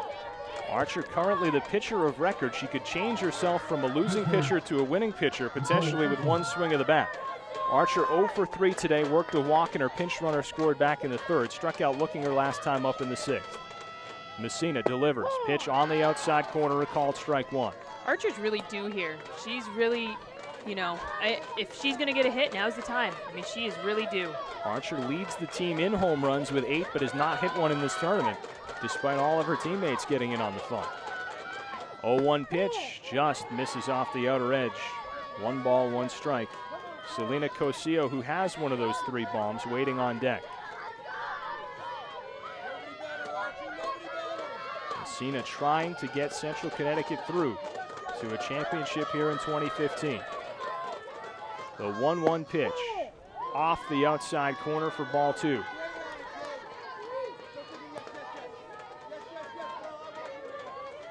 Shaping up to be a yawner, just getting us through to game 7, but suddenly in the 6th inning became a classic. Popped up on the infield, but out of play. No play for Cooper, and we'll get at least one more pitch in this tournament. 2 balls, 2 strikes, 2 outs. Marizzi the tying run. Lots of twos going on here. Down at second base, hoping for one more hit to bring her around. Messina looking to make a pitch here. Here it is. It's swung on, hit back to the circle. And they get the out at first base. Central Connecticut wins the back and forth game 6, and they come from behind twice to claim the 2015 Northeast Conference Championship and automatic qualification into the 2015 NCAA Championship Tournament. Wow, that was quite a game. I don't think anyone in this press box expected this game to go back and forth the way that it did, but they earned every penny of it today. Blue Devils went into the 5th inning, 9 outs away from a loss, trailing 5-0. Went into the 6th inning, 6 outs away from that same defeat, trailing 5-1. They went into the 7th inning, 3 outs away, trailing 8-7, and did what they had to do each and every time to get the come-from-behind victory as they take it 9-8 and get the 2015 championship. And you see tears of joy there from Laura Messina hugging her teammates as they finish the 3-game deal, 1 win each day. But did this one ever take some doing this afternoon? Well, we've got an award ceremony coming for you, and also we've got to shuffle Sabrina back out there to talk to a player of the game. Again, good luck on that selection. And the winning coach, Brianne Gleason, claiming her first NEC championship in her 2nd season at the helm of Central Connecticut. So congratulations to the Blue Devils, and we'll have plenty more for you on the postgame. 9-8 in 8 innings. Central Connecticut with 2 extra inning wins in 3 days. There's a look at the final out. We'll be right back on NEC Front Row.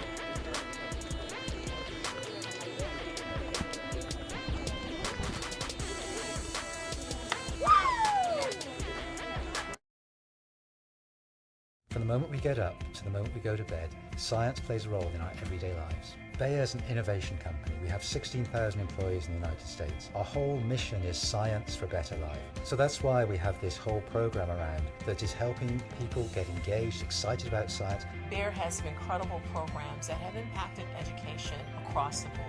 You know, everybody says, oh, kids don't like science. That's nonsense. Kids love science because it's discovering the world around you. One of Bayer's core values is very much helping and being involved with the community. People who work for us go out, reach out, work in the community in our Making Science Make Sense program, helping kids understand the passion and the excitement of science, helping them educate, helping them learn more. It's part of what we do.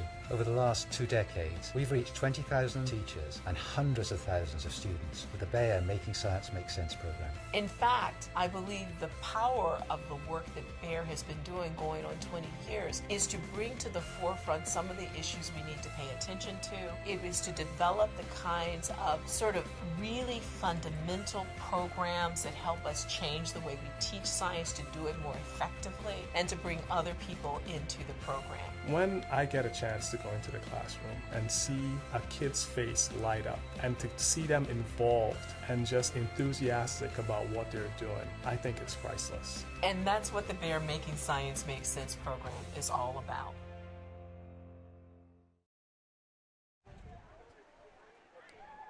Welcome back. Here we are in Moon Township, Pennsylvania. What a lively Saturday this has been. A neutral site championship, and it's Central Connecticut with the twice come from behind win over LIU Brooklyn in extra innings, 9-8 your final score. And it's a tough task in a wild game like this to pick a Bayer player of the game, so we've settled on a pair that delivered the biggest hits of the day. Kat Malcolm for Central Connecticut, as well as Tori Constantine, who delivered the game-winning single. They are standing by alongside head coach Brianne Gleason, and the newly crowned champions await Sabrina over at sideline. Sabrina? They're still getting themselves set. We'll give them just a moment, but imagine the excitement as now we try to get them all in the same place as they get themselves arranged. And it'll be just one moment. 9-8 again, your final score. The big win for Central Connecticut. Looks like they're ready to go now. Let's send it to Sabrina. Hi there, Sabrina Lane here with the winning NEC champion, CCSU Blue Devils. How does it feel, Coach? It feels amazing. That was a great game. They're an amazing team. They hit the ball like no one I've ever seen, and that was a great game. That's what, the championship game should be. That was awesome. It was an amazing game, back and forth battle. Your team just never gave up. And again, like we talked about yesterday, it's part of the fun that they're having. I saw your Batgirls wearing little rally caps in your dugout. You guys had it all going on today. You were pulling out all stops. Absolutely. We just try to have fun. They were having a blast, and I think regardless we would have had fun, but winning makes it a little bit more fun. All right. Now, Tori Constantine, you had the game-winning hit today, what turned out to be the game-winning hit, but, we weren't sure what was going to be the game-winning hit until that game was finally over. So how did that feel? What were you thinking? What was going through your mind during that at-bat? When I got up to the plate, I knew that my job was to get Kat in, and I knew I had to do everything in my power to get her in. So I tried to pick out a good pitch that I knew I could hit, and I just kind of muscled it through the infield. So, it worked, and, it was indescribable. Definitely, definitely. Now, you guys all together today put the ball in play a lot, and you force LIU to make some very uncharacteristic errors. What was your approach to the plate today, and how was it different than, say, maybe last weekend when you played them or yesterday when you played them? Because you've now played them 4 times in a matter of 8 days. Well, with a low pitcher like that, all we try to do is just get it on the ground and force them to make errors. We couldn't rely on, me and Tori to hit bombs all the time. So just trying to hit it on the ground hard and hope something falls through. Great. Congratulations, ladies. You guys did a great job today. It was a fun game to watch. And I'm somewhat glad we're not having to play another game right now. So, I think we all. But it was a great job, and good luck as you go into the NCAA tournament next weekend. Wait and see what your draw is and where you're going to be. Congratulations. Thank you so much. Thank you very much. All right, so that will do it from downstairs. And congratulations to Sabrina on breaking in, cutting her teeth as a broadcaster here this weekend, doing a fantastic job down at sideline. The team's now getting lined up, and of course we have to get our interview subjects back in the lineup, so we'll be waiting on that for the awards ceremony, but they will present both the runner-ups trophy over to LIU Brooklyn, something they're getting a little tired of winning, the 3rd straight year that Roy Cortman's squad going to have to accept that trophy, and Central Connecticut breaking through, headed to the NCAA tournament here in 2015. Winning pitcher is Laura Messina, goes the distance, 8 innings, not the nicest of lines for her. 8 runs, 6 of them earned on 13 hits. 3 strikeouts, 2 walks through 149 pitches. You wonder how available she would have been in a second game, but fortunately Central Connecticut doesn't have to worry about that. And now we'll take a listen in to today's post-game awards ceremonies, as those will be presented in just a moment by Adam Gusky on public address here at Robert Morris. We would like to thank Danny Baker and the umpire crew for a very successful tournament as well. And now, fans, please direct your attention to home plate for the awards ceremony. Presenting the awards will be Northeast Conference Director of Sports Services, Caitlin Hughes. We will start with the all-tournament team from Fairleigh Dickinson, Megan Reiner. From Robert Morris, Lauren Hackett and Samantha Santillo.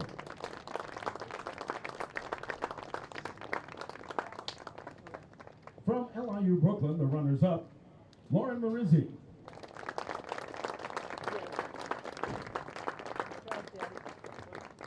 Whitney West.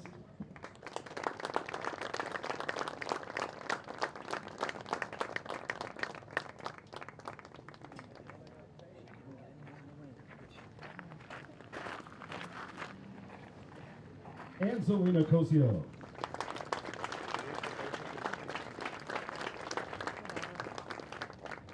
And from the 2015 NEC Softball Champion, Central Connecticut State University Blue Devils, Laura Messina.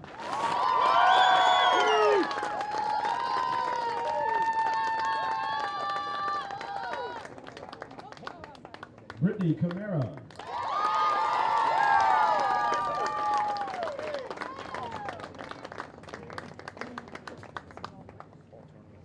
And Kat Malcolm.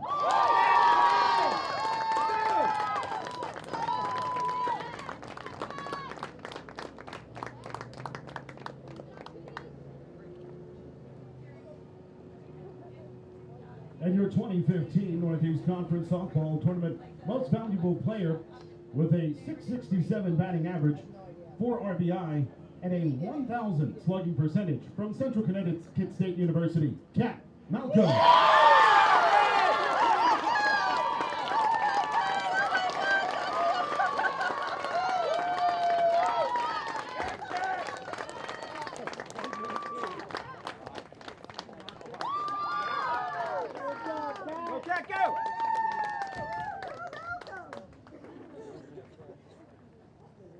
And now let's recognize the 2015 Northeast Conference Tournament runner-up, the Blackbirds of LIU Brooklyn. Will Coach Roy Courtney and his team please come up and accept their award.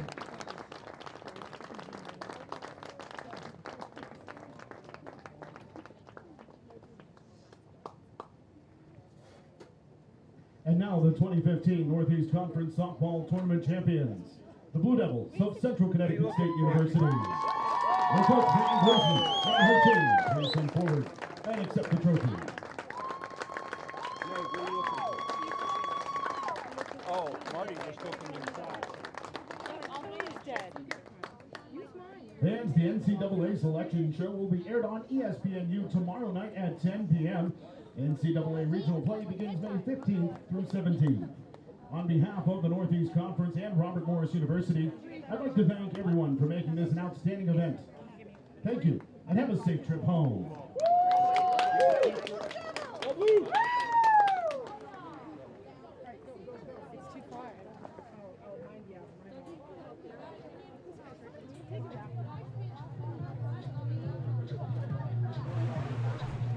We welcome you back inside the press box for one final time. 9-8 the victory for Central Connecticut as they'll pose for the first of many photos that'll happen over these next couple of hours, and they will have a very long but a very fun bus ride back to New Haven as they just had an absolutely fantastic tournament here, and they would kill me for saying that. They're in New Britain.